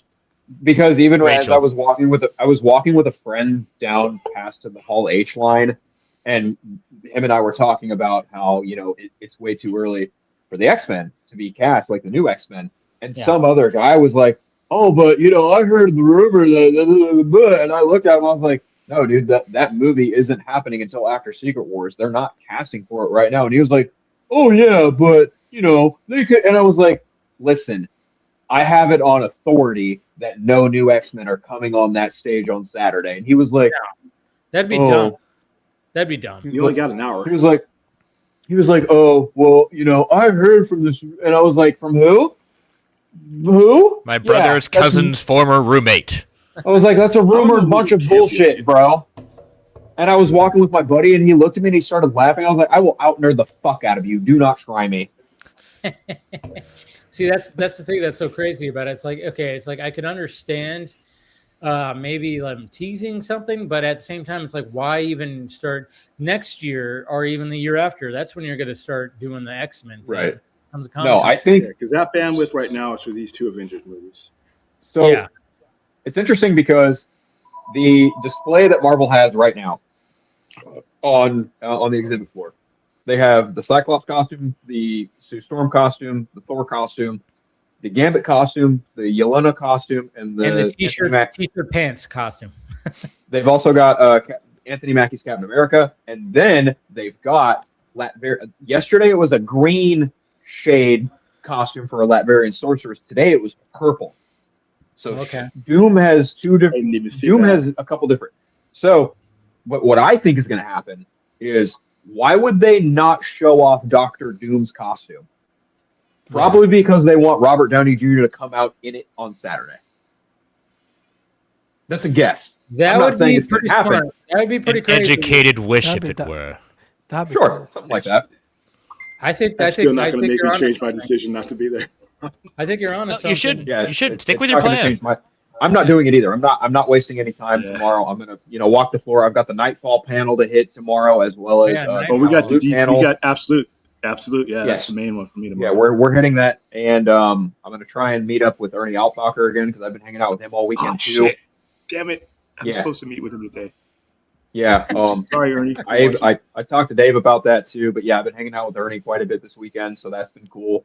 But yeah, tomorrow my day is just those two panels and then walking the floor buying stuff for people or buying shit for me that I want. Yeah, it'll be fun. But Doomsday, I think I have an educated wish that Robert Downey Jr. is going to come out in his Doctor Doom outfit. Educated wish? What the fuck? I don't know. Get it, wish. I love that. They've done it before. I mean, I remember when Tom Hiddleston. They've done it with Loki. They've done it with the High Evolutionary. They've done it with Red Guardian and Thunderbolts. Like it's not. It wouldn't be out of the realm of possibility. It would not be at all because I just would not. Yeah, no, you might be onto something. You might be onto something, and then of course, they might. Maybe they'll announce some things because obviously, this is going to be a big panel. Maybe they'll announce some things. Maybe they'll be like, I mean, I don't know why they would want to announce the date for the new X-Men movie, but maybe they'll just be like, well, we're going to get into the mutant saga. I think we're going to probably maybe get some of the current X-Men cast there. I think there's a good chance maybe James Marsden shows up, maybe Rebecca Romijn, maybe Channing Tatum. A few of the people that have been shown off. Patrick Stewart, I think if anything, they would announce that, oh, by the way, we're going into production on Secret Wars. Yeah. That's my guess. I think we're going to get Robert Downey Jr. They're probably going to get a clip or two, some extended sequences of the movie that haven't been shown off, and that'll probably stay Hall H exclusive. They'll probably replay the trailer again. But yeah, I think the best case scenario of things that could happen, definitely Downey in the Doom costume. Hopefully, maybe we'll see what happens. The X-Men cast, maybe some of the other casts, like the Fantastic Four. I don't know. But yeah, I'm kind of banking on just stuff pertinent to Doomsday because that technically speaking, that is Marvel Studios' only movie on this release calendar for the year. So they would probably want to go all out for that movie at San Diego. That's just my 2 cents. No, that's a good prediction, I think. And it's only an hour long, so it's like. Yeah, exactly. I don't think. I think anyone expecting a Phase 7 announcement, you are out to lunch. It's not gonna be like I don't. Yeah, I mean maybe they'll I think Feige will tease talking about the X-Men movie. I don't know if they'll actually do it's good. But I think he already has done that. It's it's good. That's after Secret Wars now, But I think he'll have the main three. Yeah, Robert Downey Jr., Hemsworth, and Evans. I'm sure will probably be there. That's a possibility. They could come out. All three of them could. But at the same time, I like your idea that all of a sudden we get both Chris's come out, and they're like, wait, I thought somebody else, and then all of a sudden. I mean, I would not be surprised if all of a sudden it just starts going crazy, and then you hear the voice of Doom, and then all of a sudden smoke machine, and then I would not be surprised. Then Henry Cavill Superman comes with Dwayne the Rock Johnson. Dwayne the Rock Johnson, Black Adam starts descending from the fucking ceiling on ropes. During the Rings of Power panel they had today, they did show off like some of Sauron's fucking guard and shit. They came up on stage and like pulled out swords. I didn't connect with that. I just made because I'm not a Rings. I'm not a Lord of the Rings fan, but that's just something that came to mind. You know, it's. I mean, I was waiting for Big Bird to come out with that. Wasn't that yesterday? Spaceballs. Spaceballs was today. Did you see what? Oh, we were gone. Did? We were gone. Oh yeah, we left before Spaceballs. Spaceballs were they did such a. I'll have to pull it up right now because it's so friggin' funny. It's only like a minute and a half video, but they, of course, you know. They showed off their timeline. Yeah, so in true Spaceballs, we're actually very excited right here in Holly, to announce that this is just the beginning of our plans for a Spaceballs cinematic universe. Yeah. Just showing the whole thing, phase one. The franchise minute. Winnebago Nights. But that's just phase one. We got phase two. Dark Helmet Origins. Dark Helmet Origins coming up. And this is all part of a three-phase saga that we call the Almighty Schwartz Saga. Yes. Pretty funny. It's just part of a bigger cinematic universe. The asshole. Yeah, take a look over there. This was funnier than The Boys. I'm sorry, but it was. Totally, right? And then they do the whole thing of kind of like a Mr. Coffee thing. Yeah. And it's like try to connect everything. That screen that they did, I had never seen them connect that screen like they did. Pretty funny. You watch it in the right order. You might think, have they stretched this asshole too far? And the bottom line is, we're going to keep this asshole nice and tight. And as truly, and even though we're going to stretch the asshole a bit wide over the course of the next couple of years, at the end of the day, it's all about the art. That is too funny. So, and they showed a trailer, but they didn't release it online. I'm like, what are we doing here? I was so like, I was even telling, because Spaceballs, like within my family, it's just like one of those things. Like we like me, my dad, my brother. We would watch that movie so many times growing up. So it's like one of those things. And I was hoping, oh man, I'm gonna surprise them with the trailer. I'm gonna drop it in our group chat. And I was like, no, but I dropped that, and they got a kick out of that at least. But man, I was hoping for the fucking trailer. We got all these other trailers, but damn it. Guess not yet. Yeah. All right. I'm gonna pack it in, guys. All right, dude. All right. Enjoy the rest of the con, Phil. Yeah, I will. See you in the morning. Much love. Yeah, I'll see you in the morning, William. You guys take care. Have a great weekend. Later. Okay. Take it easy. So like when it comes to the Clayface trailer, I think Phil froze. Phil froze. Yeah. I'll just keep it right there. I know. Just have them there the whole time. When it came to the Clayface trailer, I mean, it was like one of those things where I was like, because I took Wednesday off because I was out late on Tuesday, so I was like, I'm just gonna take Wednesday off, so I slept in a little bit, and then I woke up, and then it was just kind of like one of those things where all of a sudden it was like, oh shit, oh yeah, duh, why wouldn't there be a Clayface trailer? Man, that trailer, whew, yeah, they got the creepy factor going on. I can't wait to when we finally. I really, really, really hope they do not reveal the monster when he does his full transformation until the end. Like you can't. Don't show him. Don't do it. Resist all urge. You didn't see that silhouette?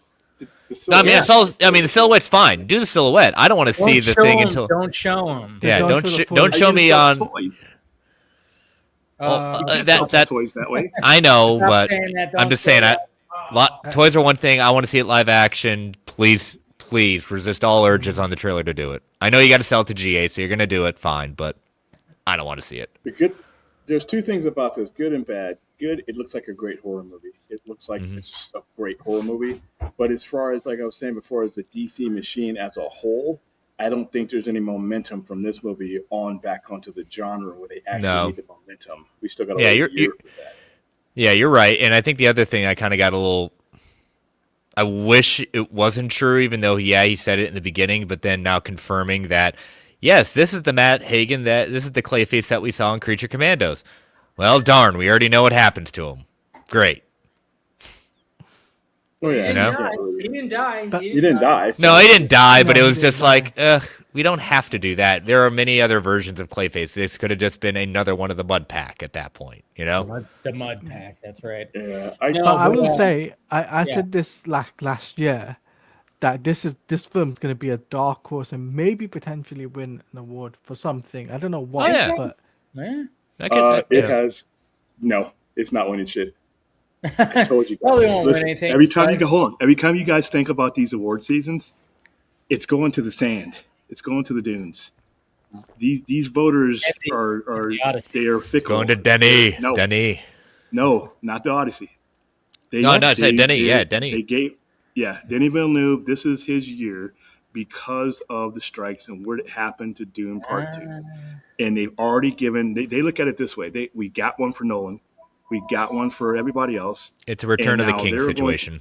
And they're going to award him for this trilogy. You're not going to see everybody else is up against their own movie. This time, when you're going up against Dune 3, you're going up against the achievement, the trilogy achievement. Which Which I'm fine with at that point. It's a cinematic masterpiece of a series. I mean, I'm not as huge into Dune as others, but I can recognize saying, hey, it's an amazing achievement. I know. Odyssey will get nominated.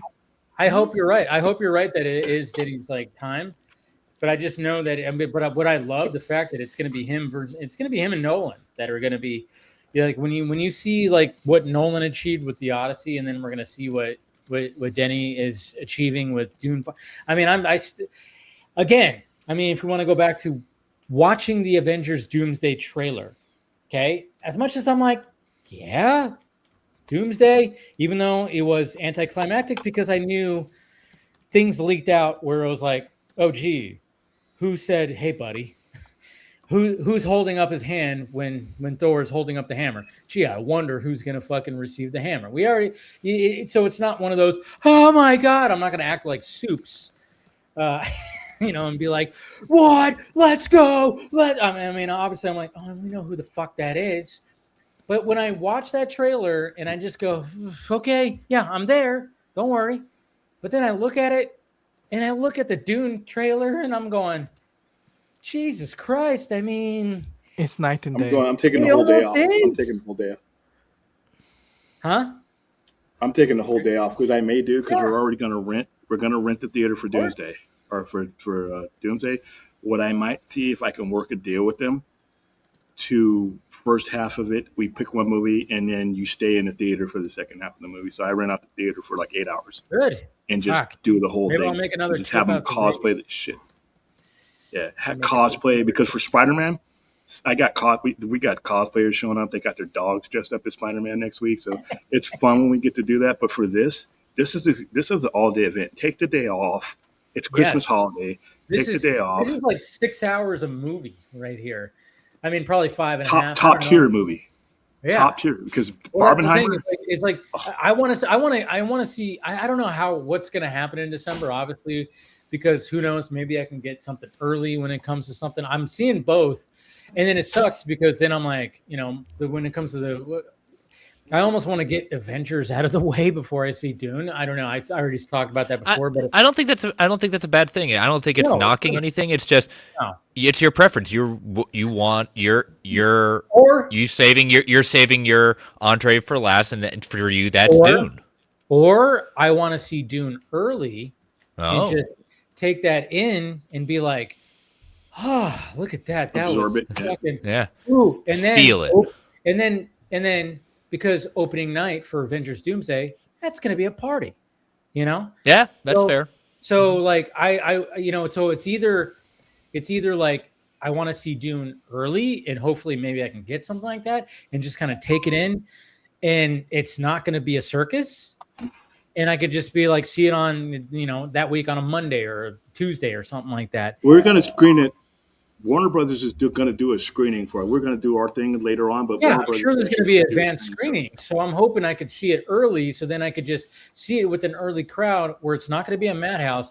And then I want to see Avengers Doomsday on opening night, where it's going to be just fucking crazy and people are going to be cheering, and it's going to be So they won't be singing like Wicked. So there's that. Yeah, thank God. Yeah. No, we're not or gonna be even doing like that. Minecraft, or like Minecraft. Yeah, where or they like go Minecraft. So glad I never was a part of that. Oh my Goodness God. gracious. Me too. Oh, those fucking chickens and shit. What the hell? Yeah. What is that called? My children have Jockey. only seen it at Chicken home, and that jockey. was more than enough. Yeah. They were bringing chickens to the theater, weren't they? Oh yeah, people were Yes. bringing chickens and they were throwing popcorn and all that kind of stuff. your It was ass all madness.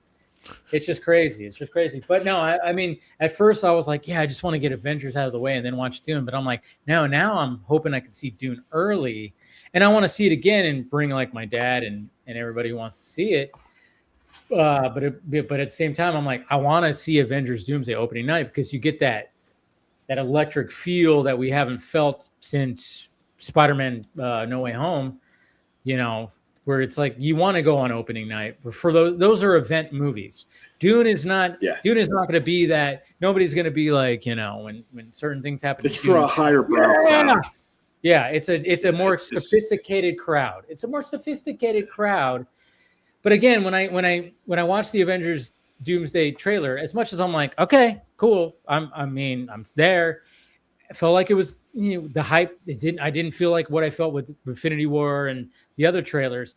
And then I like when I see the Odyssey last night on a crisp, brand new IMAX screen with the big sound, I'm going, this movie looks so much better. It just looks better than just cinematically. It's like, how the fuck these two movies are coming out at the same time, and I'm like, you got, again, I mean, this is why, like, I would always say that I agree with Martin Scorsese. It's like, yeah, some of the superhero movies, they're popcorn. They're fucking amusement parks. I mean, it is that. That's why I want to see it opening night. I want to see it with the crowd and have that electric feeling. But when you watch something like Dune and you go, how the fuck did he make it look like that? Everything looks so crisp, and I don't even see it. Everything looks fucking big. real. And big. He's the size and scope big. of Dune is just so cinematic. You know, and I love the fact that they had to force Marvel Studios to create a new format that does not fucking exist. They didn't create anything. It was a bit, again, I fell for it. I bought my tickets. Why? Just because I wanted to secure my ticket. I did it, but we said it on Marvel Lines, like, this is a gimmick. They just created a name, and all they're doing is like, oh, this Dolby theater, that meets what we're thinking. Yeah. Like, it's Dolby large format. That's all it is. Yeah, 1,000 screens. 1,000 screens. They sold them all out. The gimmick worked. It worked. You know, but it's a gimmick. They didn't create. I know you were joking, Dave, but I'm saying the people that are saying it's a new. What is it? It's the same theater you've been going to for a while. If it's not IMAX, that's it. That's it. Marketing 101. Yeah. Yep. I mean, again. But good on them for doing that. Yeah, they knew exactly what to do. Like, oh yeah, we couldn't do that. So, and then all of a sudden, their marketing team, like, well, what if we, did this? And we can get away with it by adding like a little bit more, or something. Yeah. What were you gonna say? They did the same thing with Spider-Man. Apparently, there was an IMAX because apparently there was an IMAX format, but they couldn't get that either. That's so weird though. Why couldn't they get? Because of Odyssey, I guess, right? Well, because of contracts. Yeah, the contracts for IMAX are locked solid. So. And that's why I knew none of them were moving. Remember, the question was, which one of them is going to move, Avengers or Doomsday? And I said that moment, neither of them were moving. No, I don't think any. I think it's going to be. I think they're both. I mean, Doomsday is still going to be the victor, but I think Dune is going to be the victorious one overall. Yeah, in a sense of like achievement of critically. Cinematic. Yeah, critically, it just awards and Denny's going to have his time to shine and everything. But Talati, I know you got to take off. Yeah, I've got to take off. Thanks for having me on, Dave. And I hope you guys have a wonderful weekend. Yeah, you too, Talati. Enjoy seeing the movies, man. Look forward to hearing about it. Yeah, and William, enjoy Comic-Con. Yeah, because I'm not going back to Vegas. I've decided. After opening that big, beautiful new building with the shop, it's 113 degrees there right now. Yeah, I get that. People who share the same blood as I do, family members, their blood is boiling right now while I'm here, and there's an ocean breeze coming through my front door. I've said 80% humidity. Yeah. I've said it before. The best job in the world has got to be the weather man or woman in San Diego. 6-figure income. This is what they do every day. Sunny, 70 degrees. Back to you. Collect 6 figures. Thank you. There's no air conditioning in this building. There's no air conditioning in the building because you don't need it. Because you got the ocean breeze. I would die without air conditioning. People do die without air conditioning in Vegas. If you're old, if your shit goes out, you may as well just go out, open up the door, step out on the lawn, and die out there because it's just going to happen longer inside. Just pass out right in front of your front lawn. Yeah. So it sucks because California is just, or at least where I'm at, it's like there's humidity that's still like coming out of that. Well, it's Vegas. Vegas has got too, but we're 30 degrees less. That 30 degrees makes a difference. It's like when you're boiling something. Yeah, I get it. 30 degrees will make a difference. I get it. You should open up a sci-fi center in San Diego. It's just for shits and giggles. Last 2 years ago, when the bed almost killed me. I don't know if I told you that story, but it's a whole episode. I had nowhere to sleep, so I was walking around just scanning QR codes in some of these empty buildings, and it's not as bad as I thought it would be. I'm not doing it, but it's you think California, a city like San Diego, it's going to be like you'd have to give up a kidney in order to be able to rent, but it's actually doable. It's if I ever wanted to escape, and got the balls to flee Vegas, like I eventually will before I get too old. At San Diego, here, downtown, I'm talking downtown, it's not as bad as you would think it would be for Southern California downtown. I was kind of surprised. But like I said, I'm all right. This is another month. We'll be with football season. We'll be in the double digits, and there you go. It's only really hot 4 months out. You think of Vegas because it's a desert, but really, it's only unbearable for 3.5 months out of the year. So not too bad. But remember, I'll be there in October, so I'll visit you. Well, finally. That's good weather. You're coming in. Yeah. I know. October, hopefully be like fall. Get down into like the 80s, 70s, and be nice. No, but I don't know. Who knows what'll happen? Sometimes these summers drag on into the fall months, but hopefully not. So yeah, Clayface. I think Clayface. In them breaking down Clayface, James Watkins and Tom Reese Harris, that was a cool video that they did. Of course, he made the joke at the end. He was like, "Oh yeah, that was the day that Robert Pattinson was on set." I don't know if you guys saw that, but it was like, of course, they're just adding to the fire that is like, and it's just kind of funny because when you watch it, it's like, yeah, this could probably fit in Matt Reeves' verse, but at the same time, it's like, the way I look at it, and it's kind of funny too, because I don't know if you guys even watched that breakdown, but apparently it was kind of curious. And I brought this up in my breakdown video, where it's the fact that it's like, obviously when you watch Feet of Clay and what happens in that story, where it's like, okay, you have Daggett, who is kind of like being, the criminal mastermind behind this company that creates this clay stuff that can help your wrinkles and shit like that. And when of course Matt Hagen gets a hold of it and realizes the power that it can, where he can really like shape shift his face. And then of course at the end, when Daggett's men just like, after things that happen in the story, they just pour a bunch into him where his cells mesh with all that shit, and then he turns into Clayface. This is different, where you have a woman but in the breakdown, James Watkins said that she works with nanotechnology. So I'm like, so is there like a little bit of nanotechnology within this clay? Yeah. Is there adding that element of nanotechnology as opposed to just being like an organic substance? That makes it relatable to a modern audience, though. That's what I was kind of thinking. I'm like, I know people like when they see, modern superheroes, especially in the Marvel in Marvel Cinematic Universe, like, oh, nanotechnology, so overused when their mask forms or whatever. But I was like, okay, that's interesting, because it's like, yeah, that makes sense. Where it's like, you're not going to just have this organic substance that just freaking melts to like cells, and all of a sudden you could do that. I'm like, yeah, if there's actual technology injected into it, I'm like, okay, cool little aspect to it. And I was like, all right. But I know I've already seen some of the purists out there who are like not liking this doesn't feel like fucking Batman in the anime. And yeah, okay, it's modern day. You're talking about a fucking episode that came out for grown-ups. I'm sorry. Yeah, you're talking about an episode that came out in 1991. All right, and for a cartoon series, for after school. Like, shut the fuck up. I mean, it's just so crazy when I hear those complaints. I'm like, I actually thought, okay, cool. So yeah, so she delves in nanotechnology, and that is injected into the Clay, and then when it gets into him, you know, all of a sudden he realizes the power of it, and then of course there's going to be a thing where, and the thing that they didn't even show, they just, what they've only shown us, especially in this first full-length trailer, is just him transforming into the monster. But we have to realize, and it's funny too, because I think Tom Reese Harris even said it on the panel. Somebody asked him, is like, oh yeah, which character would you like to interact with? He goes, well, it doesn't really matter because I can actually morph into any character. And I was like, oh yeah, that's one thing that was not shown. It's the fact that he can morph into anybody.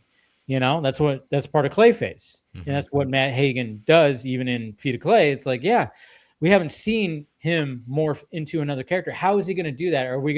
Is it going to be like body horror type where we see him like, you know, do his, you know, like rub his face and mold his face like how what's her name, Cersei did in fucking the Odyssey, like morphing the pigs? Maybe, I don't know. Or is he just going probably going to be more like the T-1000? I think it's going to be like yeah.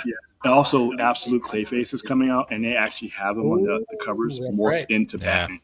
Oh, okay. Multiple Batmans. Yeah, it's kind of crazy. So it's going to be interesting to see when they because we haven't seen that. All they're showing us is him going through a struggle and transforming into the monster. I'm curious of like the next trailer. Are they going to show that he can? Oh yeah, I could just morph into whomever I see. So I'm wondering if they're holding that out. But like I'm with you, like with the fact that it's like, don't show the full Clayface monster until we go to the movies, you know. So, but yeah, it's a good trailer, and I'm glad that they crashed Jim Lee's panel. I thought that was probably like a fairly last minute thing. Maybe it wasn't, but I thought that was a cool little way of like, when you have somebody like Jim Lee, you know, hyping up the movie, because Gotham City looks really good in the trailer for sure. Yep. I just wonder what Batman presence, you know, there's going to be a Batman presence. There's going to be Easter eggs. Is Bruce Wayne going to show up? I don't know. But at the same time, who knows when it comes to all that? I don't know. It's all just crazy. All right. So I'm here on the ground. Yeah. And everybody's going to full measure to you know, everybody who has something is presenting their stuff. The Lanterns was how every DC project needs to be promoted in their own way. You felt. Did you go to the interactive? Did you go to the interactive one? No, not yet. I'm still waiting to try to get in. Okay. But see, HBO. Here's the difference. I think a lot of people don't realize this. Warner Brothers' budget is not. Yeah, HBO is part of the same company, but they get higher justifications because of the prestige and the subscribers and everything that those shows mean. They get like Game of Thrones, whatever Game of Thrones needs, they're getting. Doesn't matter how fine that fucking money. And I almost wish that they would take the hierarchy, not necessarily from James Gunn, but in the priority type situation, because they spare no expense today. They spared no expense. They showed us nobody left out. If you came in there on the fence about Lanterns, maybe because I'm biased, you were not. That fence is gone. And the production value and the hype machine when it comes to an HBO show, and I go to a different audience, but you got the feeling that everybody that you saw today, not only did they want to be there, they are excited about what's coming next. They had to slow down because they didn't want to spoil anything for us. And I'm just not. I didn't get that from Superman 2025. I thought the advertisement at the campaign, which we were a part of, wasn't good. I thought they waited too long, and I thought they listened to a bunch of fans that say, "Well, they don't have to do that now. They don't have to do this. They don't have to do the movie's not coming out." Because when HBO Max does things and HBO does things, they aren't just thinking about one project. They're thinking about, where does this project fit in our legend? Not only the stuff we've done before, but we have to do this in a way that when Lanterns is over, we have them for our next show and our next show after that. And that's what the DCU needs to do. They need to be thinking more than about just one movie. Just because you don't have something coming out immediately doesn't mean you're not at Comic-Con, because guess what? You're selling a universe, not a movie. And I just got the feeling that HBO and Amazon understand that. That's what's such a missed opportunity for Man of Tomorrow. I mean, you're filming a Superman movie that has extra characters, and you're missing opportunities here.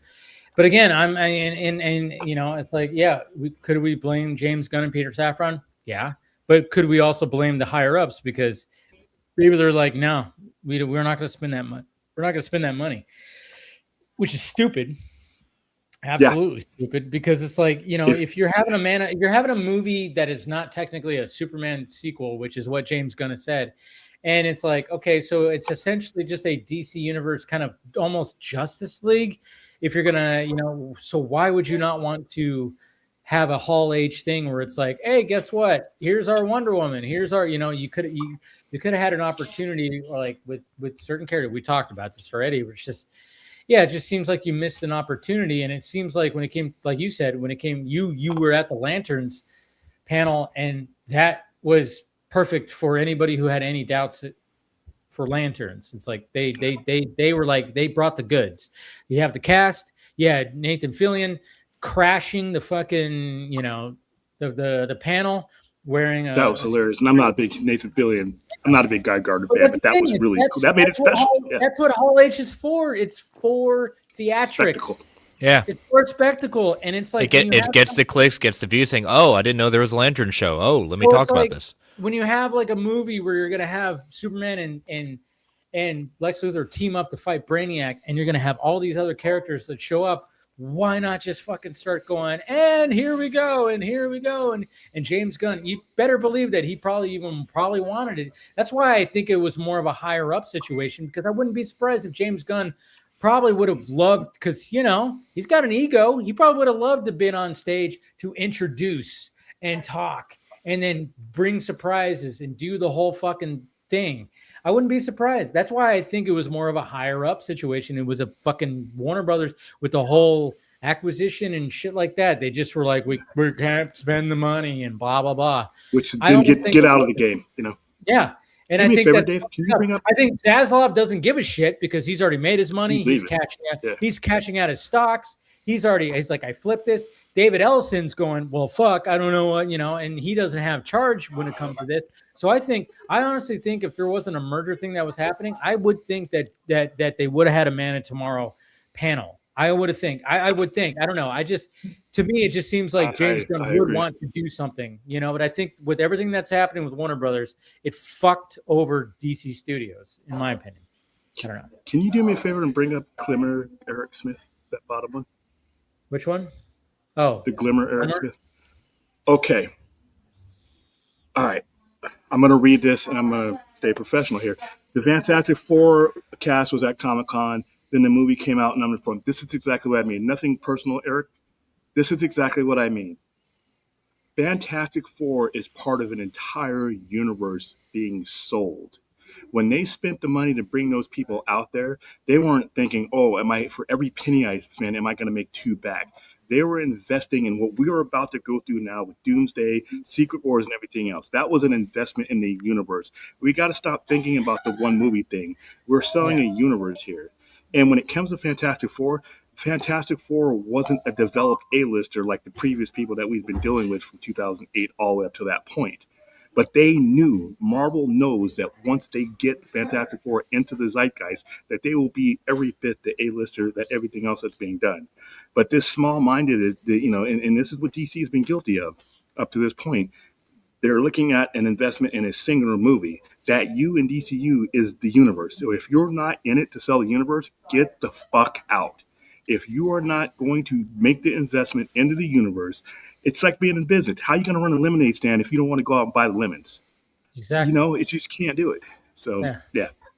And that wasn't directed at you, Eric, but that's just something. No.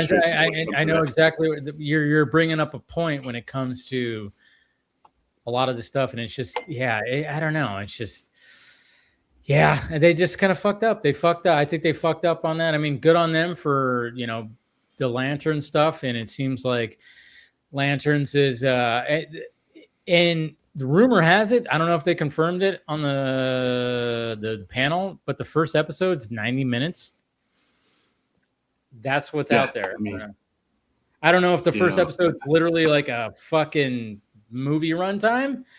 Apparently, that's the rumor that the first episode is like movie runtime, which is an hour and a half. And I'm like, okay, fine, good. I hope it is. I hope it is. That's how you do it. If Yeah. you care, if you're buying something from me and I care about what I'm selling, you're going to care about what you're buying. It starts with the salesman. Everything starts with the salesman. You know? Oh man, I know it's just I don't know. I just wish that I wish there should be a Man of Tomorrow panel. 100%. You're totally missing an opportunity to do some shit to build some hype because. I mean, obviously, you know, people are, you know, when they saw the set photos, they're like, you know, there was hype for a bit, but there hasn't been anything since really. And I know they're doing a good job of keeping Adria Arona's like character. Is she Maxima? Is she Wonder Woman? They're keeping that under wraps, but you know, She's good on Jean them. Grey. Yeah. Just kidding. Keep it under wraps, but I mean, would have been fun to be like Adria Arona up on stage and she's our, you know, and if she is Wonder Woman, you know how much that would go viral 100%. She came out in that uniform as hot as she is. Oh She my came out God. in Wonder Woman. Jesus Even if it's Christ. just a shitty cosplay one. Man. Yeah. If they had a Batman, I mean, honestly, like, you know, again, just going by, you know, as much as I was totally about, hey, James Gunn, do something different. When Supergirl just fell flat, it was like, okay, yeah, and I get it. You're trying to do some deep pulls and you're trying to do some things, fine, but you need your Trinity. You need your Trinity, and so far you don't have your Trinity. You got this other Batman that's out there, but it's not showing up until 2028. So, you know, it's just And the merger will probably be done by then, maybe days away from being done. I know. June after June, who knows what's going on with that, man. But you also saw the Blade 2099 Oh panel. my God. Yeah. Now, before I say what I'm about to say, because we got another hot take. I have love it. No, because I have grown up a card carrying cult member of Blade Runner. I saw the original Blade Runner. I was 8 years old in a movie theater. I was blown away. I've carried that movie with me for almost my entire minus 8 years of my life. Awesome. And I was terrified going into 2017 because I had just seen one of the worst sequels of all time in Independence Day Resurgence. So I'm like, oh Lord, is this what I'm in store for? And then I saw what I considered to be a superior movie in every way than Blade Runner, even though that's not a knock against Blade Runner. This movie is just better. Yeah, and I get what you're saying. So far, I think I'm with you. I think 49 is better. Yeah, everything that they have presented from the Blade Runner universe, they haven't missed yet. From the comics, the cartoon, Black Lotus. If you haven't watched that, it's great. I've been in Hall H before. I had never seen them expand the screen like that. I don't know if that had been there, but they and I got pictures on my page. They opened up this thing and it's a complete surround thing that they did, and they showed they showed some scenes and they showed the trailer. They showed the first trailer. The score alone has me. You already had me at Blade Runner, but this what they showed today was like I mean I was almost teared up if I cried. But it's everything that I was hoping it would be, because they had given us no information about this movie other than, you know, who was in it and who was a replicant and who wasn't. They did not give us the premise yet. The premise that the replicants have now taken over, that I did not know until today. Yeah, I know. So I was like, when I watched the trailer, I was like, oh, the replicants are there now. The fucking shit. So it seemed like Michelle Yeoh and Hunter Schafer. Yeah, it's Hunter like. Schafer. It seems like they're both replicants, or at least Michelle Yeoh is definitely a replicant. She's at the end of her life.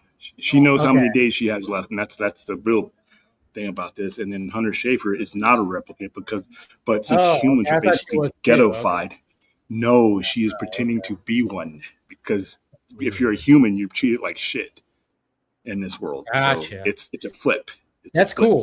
So yeah, we're in a world where replicants have basically taken over. Okay. Yeah. See, that's what I was gathering from the trailer. And yeah, everything looks great. I mean, I'm there. And yeah, so yeah. That sound, like, I mean.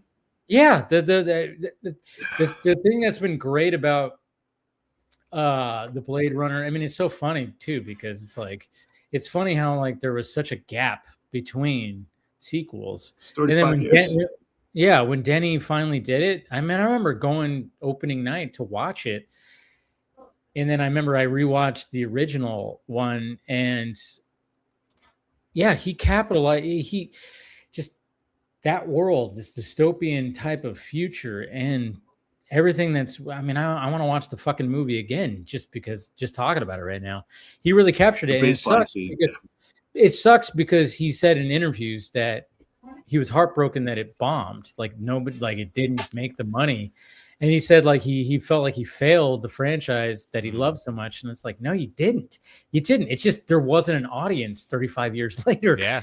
So much. There wasn't like this big audience to have a slow noir, futuristic, dystopian true world. definition of a cult movie. It just totally. It just kept. Well, and it was horribly marketed. True. Also, we were part of the marketing campaign for that, and I still got shit to because I held some stuff. I'll admit that on there. I held some stuff. I got glow in the dark umbrellas and all that. It was one of the worst marketed movies in 20 some odd years because you had a sequel. You had a sequel that had become a cult classic, and it's drawn a lot of revenue because the original Blade Runner bombed itself, but it's drawn so much revenue in other places that people know that it was a viable IP. They did not explain the story. They just basically said, here's Harrison Ford. He's another bunch of shit. Ryan Gosling, you liked him in La La Land. Here you go. They didn't explain the premise, and they didn't explain the proper connection between the 1982 film. And it was a lot to take in. But what ended up happening with Blade Runner 2049 is once it was on physical media and on streaming, it's made a shit ton of money because it keeps getting sold to other platforms. And they did $22 million in sales when it got released on Blu-ray, and then it won 2 Academy Awards, which is something that the first 2, Roger Deakins, had been nominated 13 times. And you look at the list of the movies that he's done, and you see what he's not won for. I mean, and then he wins for that. One of the biggest cinematographers in Hollywood wins his first Academy Award for that, and then Best Visual Effects. And then you have Black Lotus, which was brilliant.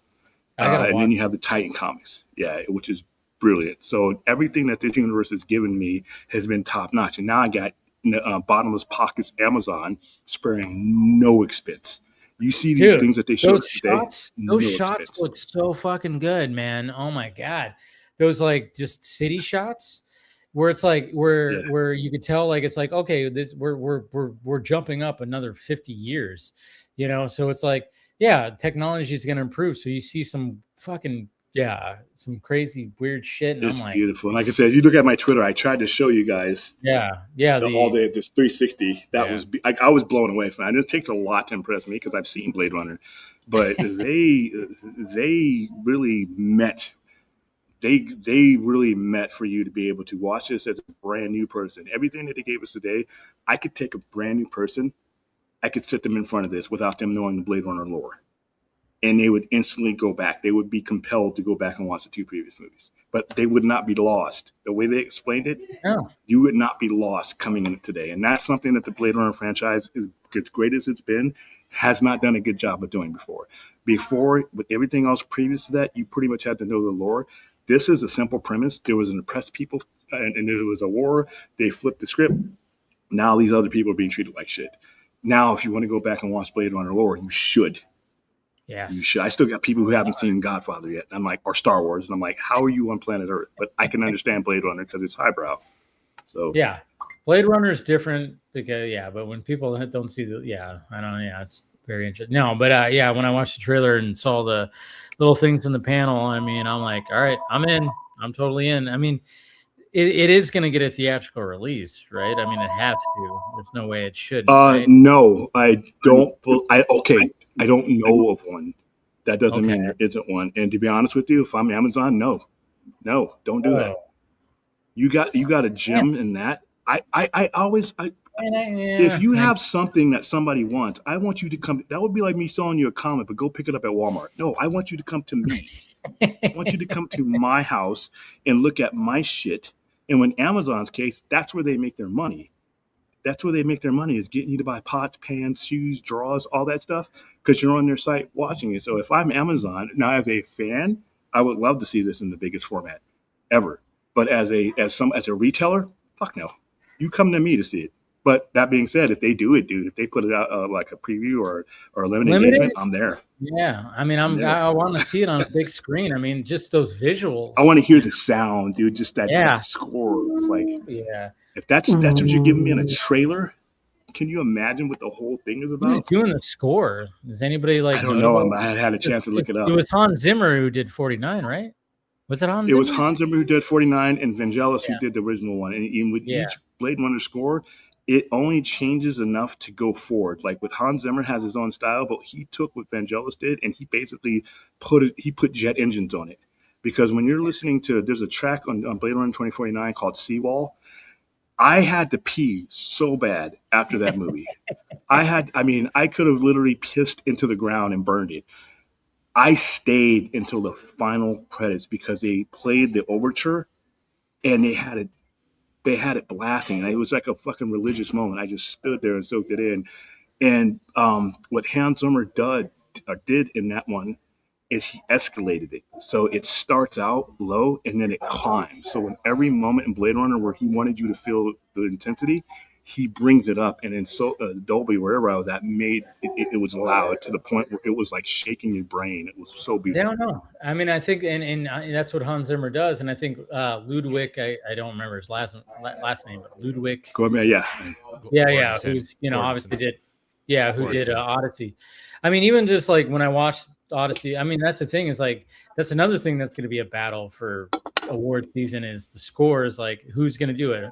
Zimmer or Ludwig. And I mean, even Ludwig, when I watched, I mean, obviously Grogu and Mandalorian Grogu was, it's whatever. It was fine. But he found a way to amplify even like the Mandalorian score. And I love it when a composer can do something like that. And then even with the Odyssey, where he even has that synthesizer within it, where it was like, oh wow, okay, you didn't go full on like, oh, this is supposed to be during this time. So, but there's like some synthesizer in there where you go, oh, interesting. Everybody who enjoys this shit now, they all say, oh, trace it back to John Williams, who's a legend. He was a legend and still is with us, is a legend. No, if you trace it back, the strategy of sound scores, it goes back to Michael Mann and what Michael Mann did with Miami Vice, what Jan Hammer did with Miami Vice, and then Manhunter. And then all the things that Michael Mann has done visually, that escalating synthesized soundtrack. And if you look at Stranger Things, it's the same thing. They took it from that era. Yeah. And if you don't even realize what's happening to you, you're being taken on a ride that you don't really know you're going on. You're paying attention to the characters, but there's times in Miami Vice where there's 8, 9, 10 minutes where Croc and the Tubbs ain't saying shit. But that score, either he took the commercial, Phil Collins or whatever, or he took that Jan Hammer. In the Cocaine Cowboys, they took Jan Hammer, and that's who. If you look at what they're doing today with the scores, even with Junkie, I bet you anything. If you ask them, did this guy influence you? And a lot of them will say that. But that's the difference between a sound score and a soundtrack. Well, when you watch the ending part of the Odyssey, like when it gets to that scene where Penelope just is like, hey, all right, guys, you want to marry me? You're gonna have to string this bow. And when you hear those drums start, I mean, I was trying to listen the second time. I'm like, God damn, like how that whole scene, the drums are just like slowly increasing. Escalation. It's a great strategy. The escalation. And I'm sitting there just like going, Jesus Christ. I'm like, it just keeps going and going and going and going. And it's just like, it's just amazing what these composers can do with just like, whether it's a synthesizer or, some string guitar. Gianchini can do it with a guitar. Yeah, exactly that. But then you have drums, and it's just so impressive what they do, man. So good. Well, it's supposed to overwhelm you. It's supposed to overwhelm you, but not belittle you. Like it's at the end of Blade Runner 2049. Spoiler alert! It's been almost 10 years. Yes. Where Officer K is fighting Glove.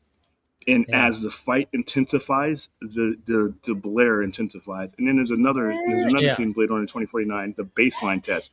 There's a whistling sound in the background that's like it escalates as the questions intensify. And that's what these good directors and these good sound people, they know how to do it. They want you to be feeling what this guy's feeling. So I'm always happy to actually call me from California. Just wrong. But see, again, when you're talking about composers, I mean, like Hans Zimmer, let's face it, like when he's got some recognizable scores, I mean, my God, when you think about like some of the like Scott and I were talking about this on DC Fanimated a few weeks ago, where it's like when you think about Pirates of the Caribbean, you know that that score, that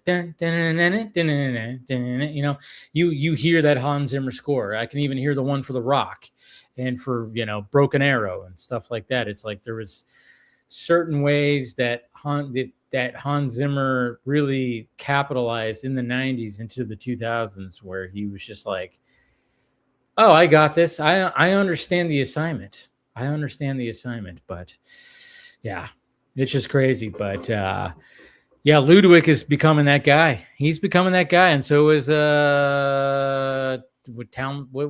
the shit?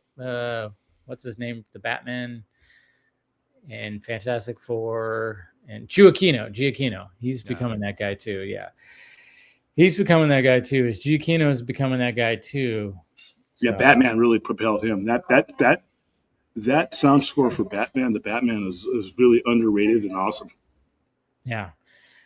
So. And I mean, I mean, one last trailer that we could talk about too when it comes to Comic-Con, and I already did on the whole rant in the beginning, but the Resident Evil trailer that came out. I mean, I don't know how you guys I didn't get a chance to see it, and I hate to be disrespectful, but I gotta go because I got the show starting right now. I did not see Resident Evil, but the other Ronin and all those guys, those guys saw that. But I did not get a chance to see that one, so I can't speak on that one. But hey, thanks for having me. I'm glad I was able to, you know, unlike the previous years I've jumped on the Vodka stream where it was ghetto. We've de-ghettofied the traveling show. Good, man. So. I appreciate you taking the time, man, being out there and giving us some inside baseball, man. I love that. So I appreciate you. Yeah, it's funny. We got to get you out here next year, man. I know. Next year, I think next year I'm gonna make it next year. I've been holding out too long. I got to experience it for sure. So, but yeah. So Sci-Fi Center, William, thank you, sir. Subscribe to his by channel. the way, yes. Just Google the Sci-Fi Center. All my socials on there. And even though he left early, the never-ending search for Phil on Twitter must continue. He's got a burner account somewhere. He does. All right. But I don't know, Phil. How you feeling about Resident Evil? Were you ever like a fan of the games? I was a fan of the early games, and then other things distracted me. But you know, I mean, it's got the pure horror vibes. See, I mean, it's so interesting because, you know, I'm a Zach Krager fan. I like Barbarian and Weapons, and I've even dabbled. I like his comedy stuff that he did prior to it. He was part of that comedy group. I can't remember the name, and been in various things. I was like, oh yeah, and I just like that. It's just interesting because we're kind of getting that with Curry Barker when it came to Obsessions. Like, oh yeah, I know this guy from his YouTube stuff, comedy, and it's just kind of funny how comedy can translate. The whitest kids you know. Yeah, the whitest kid. That's what it is. Yeah, and I remember watching those sketches and being like, wait, that's the same guy? Oh, yeah. And then he was in this one series that I watched where it was a comedy series about a bunch of people crash landing on a desert planet, and he had one of the funniest lines in the opening where he goes like, yeah, we got to figure out how to get food. And yes, it feels like a hot fart is blowing in our face the entire time. And I was like, that's the guy who directed these movies. Oh shit. I'm like, wow, that's funny. It's just funny when you find that out. And I remember just laughing at that, just the way he even said the line about like it feels like a hot fart in your face. It was just like, wow, the same guy. But that's what's cool about this. But the trailer, and then of course, you know, I posted. It was just funny because I posted that video. I just reposted a video where it was like during his panel where he was kind of going off and saying like, "Hey guys, This is not a one-to-one thing, which he's already expressed before. Yeah. It's like, I wanted to do it like this. I wanted it to be in the snow. I wanted it to be the story within this. And it's just kind of being like, this is what it is, guys. I mean, I did not think, I was just like, oh yeah, let me just post that. I'm like, I love that he's just kind of sticking it to the snobs out there. And fuck, this almost had 300,000 views. It's like, it's great. And I'm still getting quote tweets, and it's such a mixed bag. Because there's people that are going like, hell yeah, Zach. And then there's people going like, what the fuck is this guy talking about? And I'm like, maybe they're still gonna check it out just to see. They are. That's the thing. Oh, I love it when people say, oh, it's gonna flop. I'm like, really? I'm like, his previous 2 movies did very well. And then of course, the Resident Evil franchise has been profitable. Regardless of how you feel about the Paul W.S. Anderson movies, the reason why there's like 6 or 7 of them is because they've been profitable. That's the thing. Much to everyone's surprise, it still was a profit. Yeah, even though you watch them and you go, whoa, this is so B-roll. The first one, I'll give props to him, even though I think Paul W.S. Anderson's kind of a hack. But at the same time, I appreciate Event Horizon. I appreciate the Mortal Kombat. First Mortal Kombat movie, first Resident Evil movie, I can appreciate. I'm like, you know what? Not bad. But then as the sequels went along, I was like going, holy Lord. But at the same time, I can still watch them and be like, hey, Mila Jovovich kicking ass, killing zombies and some weird Umbrella Corporation. Hey, I can still appreciate the lore. Yeah. And I'm like, and I watched all of them. And yeah, I'm like, okay, that was it. But they were all profitable. That's the thing, is like they were profitable. Now I don't know if you watched the one that came out like 4 years ago. No, I did not. Yeah, you don't. It's not. No, that's why. It was not. In that they were trying to be more with the game. They had more of the characters.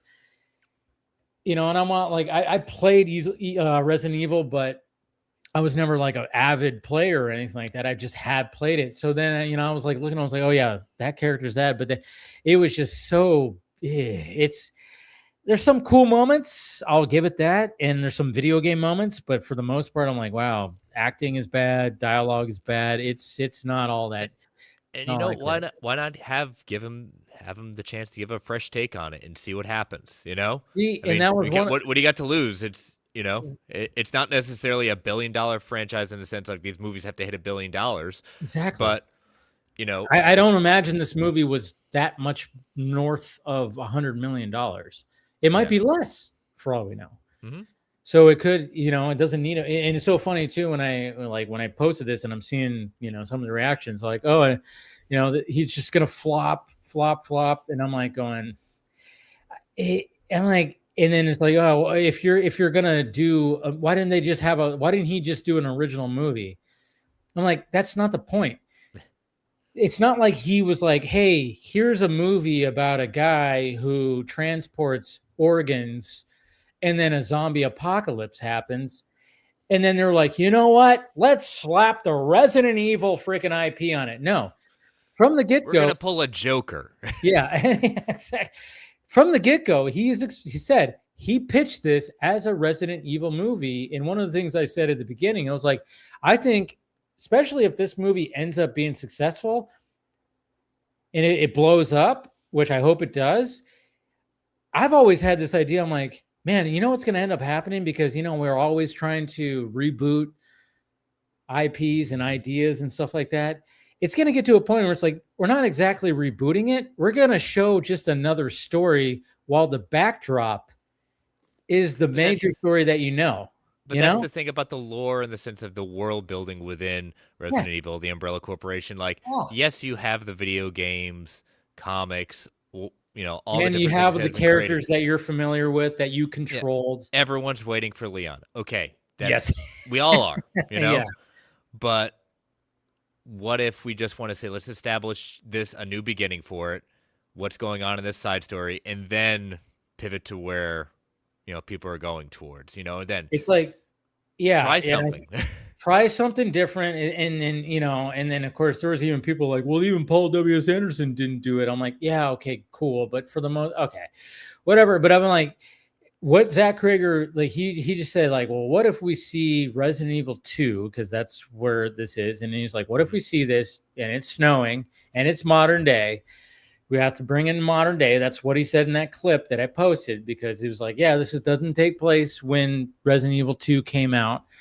It's modern day. It's 2026. He's got an iPhone, and all this stuff. But at the same time, so he's not a bad guy because they can't let him use it.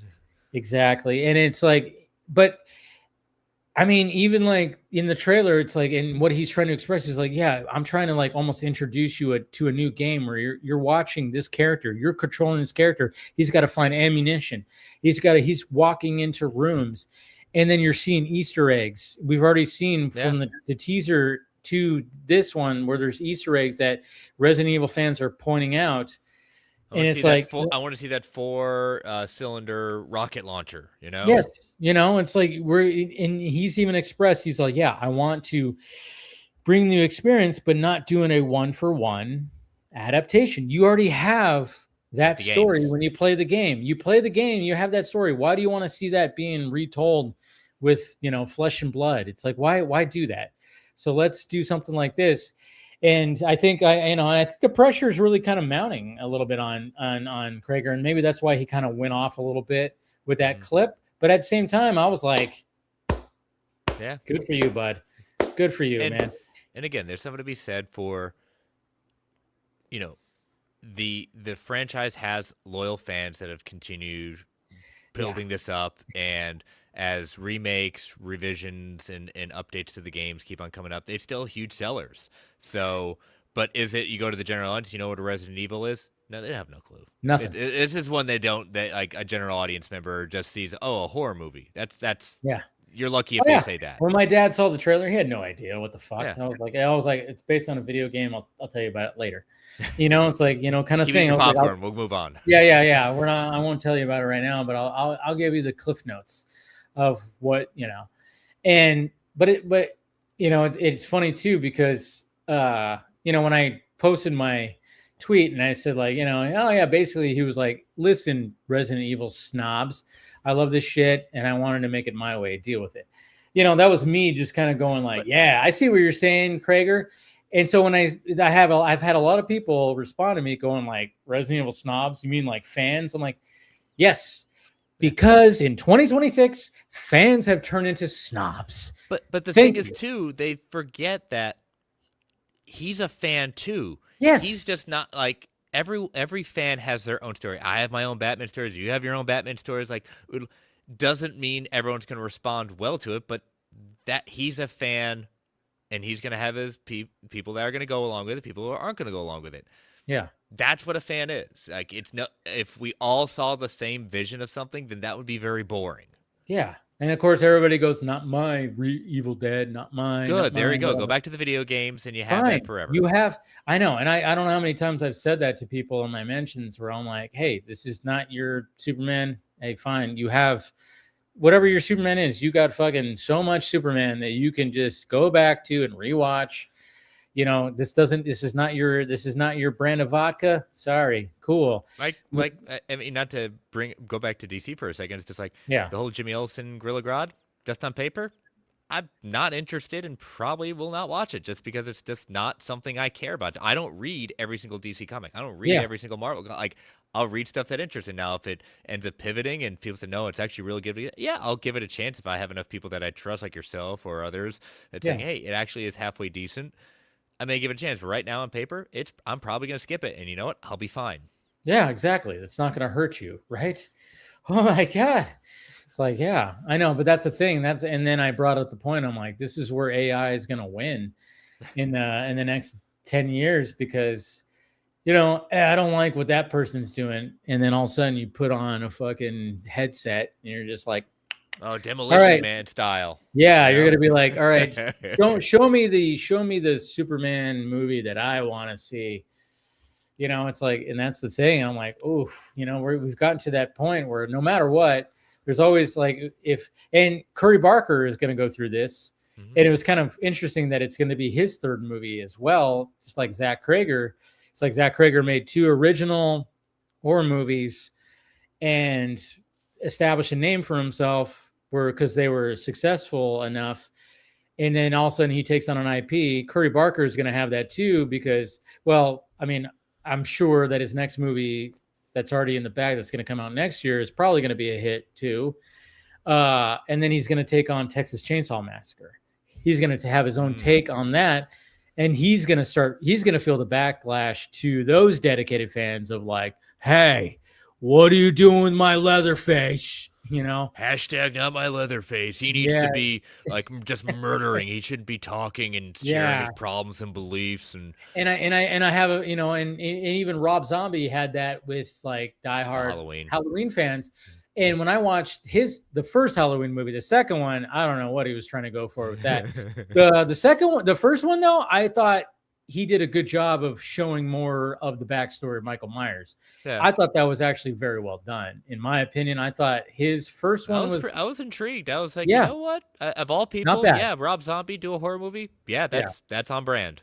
It was in the first one was good. The second one, that one where it went a little too, okay, what are you trying to do here? And turns out he was having a lot of struggles with the studio. I remember he was on Rogan's podcast and he said like, yeah, he did the first one. He did sign up for basically a trilogy but then they tried to interview a lot and he didn't want to do the second one. But then they were like, you have to. And then somehow he got out of his contract.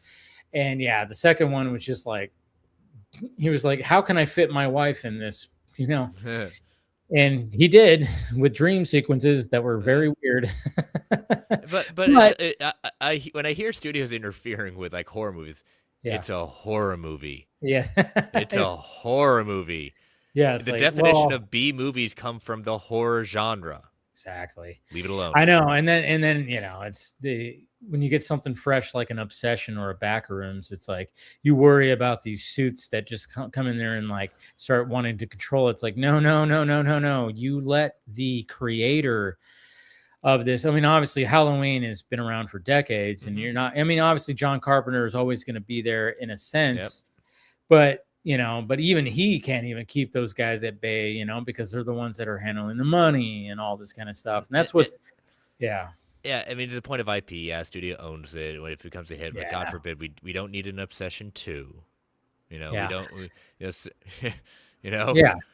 It's like, well, of course they want an Obsession 2. They want it, but at the same time, it's like what Curry Barker said was like he would prefer to have like an anthology series where you show different people doing, you know, the One Wish Willow and having their stories. Well, and then then he's even like thought about a story where like, because everybody kind of wants to know like, well, what happened with Nikki? And I even when I rewatched it again this past weekend, I tweeted out, I was like, hey, just know this in about, I think I said 8 or 9 years, guys, we're going to have a movie that's going to show the origin of the One Wish Willow. Yeah. And like, that's going to happen, you know? Yeah. And I can kind of give a plug to a really great horror anthology series. It's called The Silver Coin. It's probably wrapped up at that point, but it's kind of like that idea, like this coin that, you know, almost like this thing. It gives you what you wish for, but it turns out horribly wrong. And it's just passed through generations and things like that. But it was different artists and writers of the genre taking these takes. Like I think that's a great idea if they want to do that. I mean, it could have a diminishing returns, but that's where you get. I wouldn't want the same director to do it. That's where I would get your big, young, and up-and-coming horror directors or your established ones and say, hey, what's your take on this? Yeah. And that's what keeps that kind of fresh. Yeah. I mean, what's always interesting about the horror genre is no matter what, you know, they're going to try to, you know, bleed out as much as they can out of, you know, I mean, obviously they're even talking about doing another Freddy, you know, they're like, hey, we're going to, you know, do another Freddy. I'm like, good luck. I don't know what you could try. They already tried with Jackie Early, which he wasn't bad. It wasn't that bad of a movie. It just didn't miss a mark. And the way he looked, it just didn't work. I mean, he looked like a fucking alien. It was just like it was a little like it just didn't. It was hard to look at him. I mean, but at the same time, maybe that's what they were trying to go for, but it just didn't work.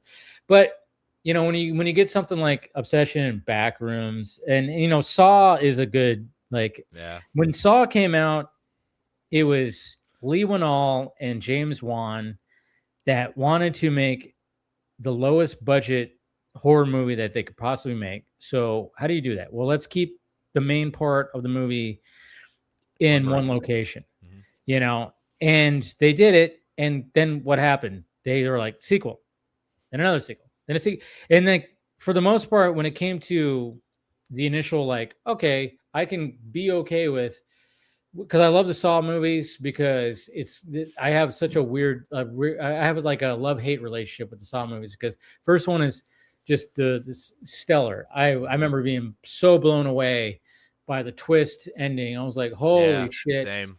Yeah. And then you watch the sequel and I'm like, oh wow.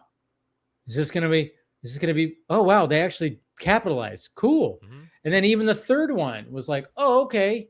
You guys have done a good job of like kind of like making this, you know, this story and still have, you know, it's expanded, but you're still having the good twist in like the unlinear storytelling. You're still keeping that. When it got to the fourth one, where Jigsaw's literally, spoiler alert, dead, and then all of a sudden you got like these other people trying to do it, and it started falling, and then you get to Saw 3D, where now it's just a gimmick. Now we're getting into the Friday the 13th, the dark times at that point, and we're getting a little Jaws 3D. Yeah, exactly. It's like Shark still looks fake. Yeah. I mean, it got to a point, but then they kind of brought it back when it came to like Jigsaw and even the follow-up to that. I can't remember which one it was. Saw X, where I was actually pleasantly surprised on how they pivoted back after having, you know, a run of Saw sequels that were just more just gore porn and, hey, here's a twist that you see coming from a mile away. It's not as, you know, but they kind of brought it back a little bit. I mean, they tried to do like a whole spinoff with that Spiral thing with Chris Rock. That didn't work. But when it came to, I think, Jigsaw and Saw X, I was like, oh, wow, you guys actually went back to, and I think James Wan came back and said, hey, guys, this is how you do it. And he kind of helped with it. And I know they're still trying to, like, I don't know how they can do more with it, but I mean, but then I look at like something like the Evil Dead franchise. I'm like, okay, you guys are doing a good job with keeping the lure of the goriness, but at the same time, part of the appreciation was what Sam Raimi actually turned it into, which was kind of slapsticky, and he had Bruce Campbell. Somehow we can get him back or get something like that back again. Like as much as I appreciate like Evil Dead Rise and Evil Dead Burn were great, but now I'm like going, all right, but when can we get back to like some of this over here? When can Bruce Campbell come back? Yeah, when he ain't getting like any younger. A new version of Ash, you know. Yeah, or bring him back, you know, a little, because they had Ash versus the Evil Dead during the 2010s. Yeah. It was a fun series. And, you know, he's not getting any younger. Well, he's stepping back right now because of his. Poor guy. And I hope he beats it because I love that guy, man. Yeah.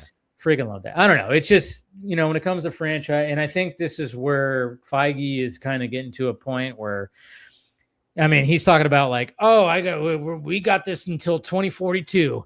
And it's like, fuck. Until you're 90. Yeah, I know. And it's like, good Lord. It's like, what do we, you know, and some people are like, dude, you need to. We need to get you out, and we just need to reboot the whole thing. Some people are like that. Even partially me, I'm kind of just like, yeah, let's just start over. Now, if you have everybody, you have your Spider-Man, you have your X-Men, and you have your Avengers, you can just start over with everybody. Yeah. And that sounds kind of nice, but then at the same time, I kind of like going, well, if you can, let's see. Let's see what you got, you know. Well, I like the fact that there's returning characters, you know. We're familiar faces. The fact that, you know, I've said this for a bit. I think that he will step away once he kind of gets X-Men established, because that's his last thing That's that his he's been last connected thing, to. yeah. He wants to make sure they're set up. I've said it before and I'll say it again. I think he steps away once the X-Men are fully kind of established. He gets them there, and then he'll either hand out to Wunderbaum or one or the other in the Brain's trust at that point, and go somewhere else. Yeah. You know, and or just retire completely. retire I think completely. I mean, he's as probably one of the just going to most- retire and just be like, "Hey, I made $1 kajillion. I'm Yeah. good." He'll go He's down going to in history as retire one on of an island. He's going to call it the MCU island. I don't know. And just going to retire, and that's it. Just like David Zaslav's going to retire on some island too. No, he'll keep on wrecking things and buying things and wrecking things. That's he can't help himself. Oh man, good way to let's go ahead and end this stream right here. I am going to be doing a stream tomorrow for the Marvel panel, and like I said, it'll be open to members and Patreon people. If you want to join, maybe we'll have some other people too. If Chris, you want to join, I know you're I'll probably be busy. Geekverse and I are Marvel. Oh, you're Alliance doing your Geekverse. thing. We're doing a crossover, so Oh, not okay. to compete. We'll have some competing live streams, but yeah. just have both up on, There we go. just have have it them both up, go back and forth, if you don't like Travis, Yes. you can comment and bash Travis at that point, and then exactly. Or you could bash me, whatever. Yep, exactly. Like, go back and forth, guys. Go back and forth. We'll we promote. welcome it all. We'll promote. I'll promote your guys's, and I'll be we'll do doing the one same. too. And we'll see what happens with it when it comes to tomorrow. Hopefully, there's definitely going to be some surprises, and I'm sure they're going to be showing some exclusive clips. So says Lord and Savior Kevin Feige. He's like, Yeah, don't worry, we have stuff. You have stuff, so better hold up to it.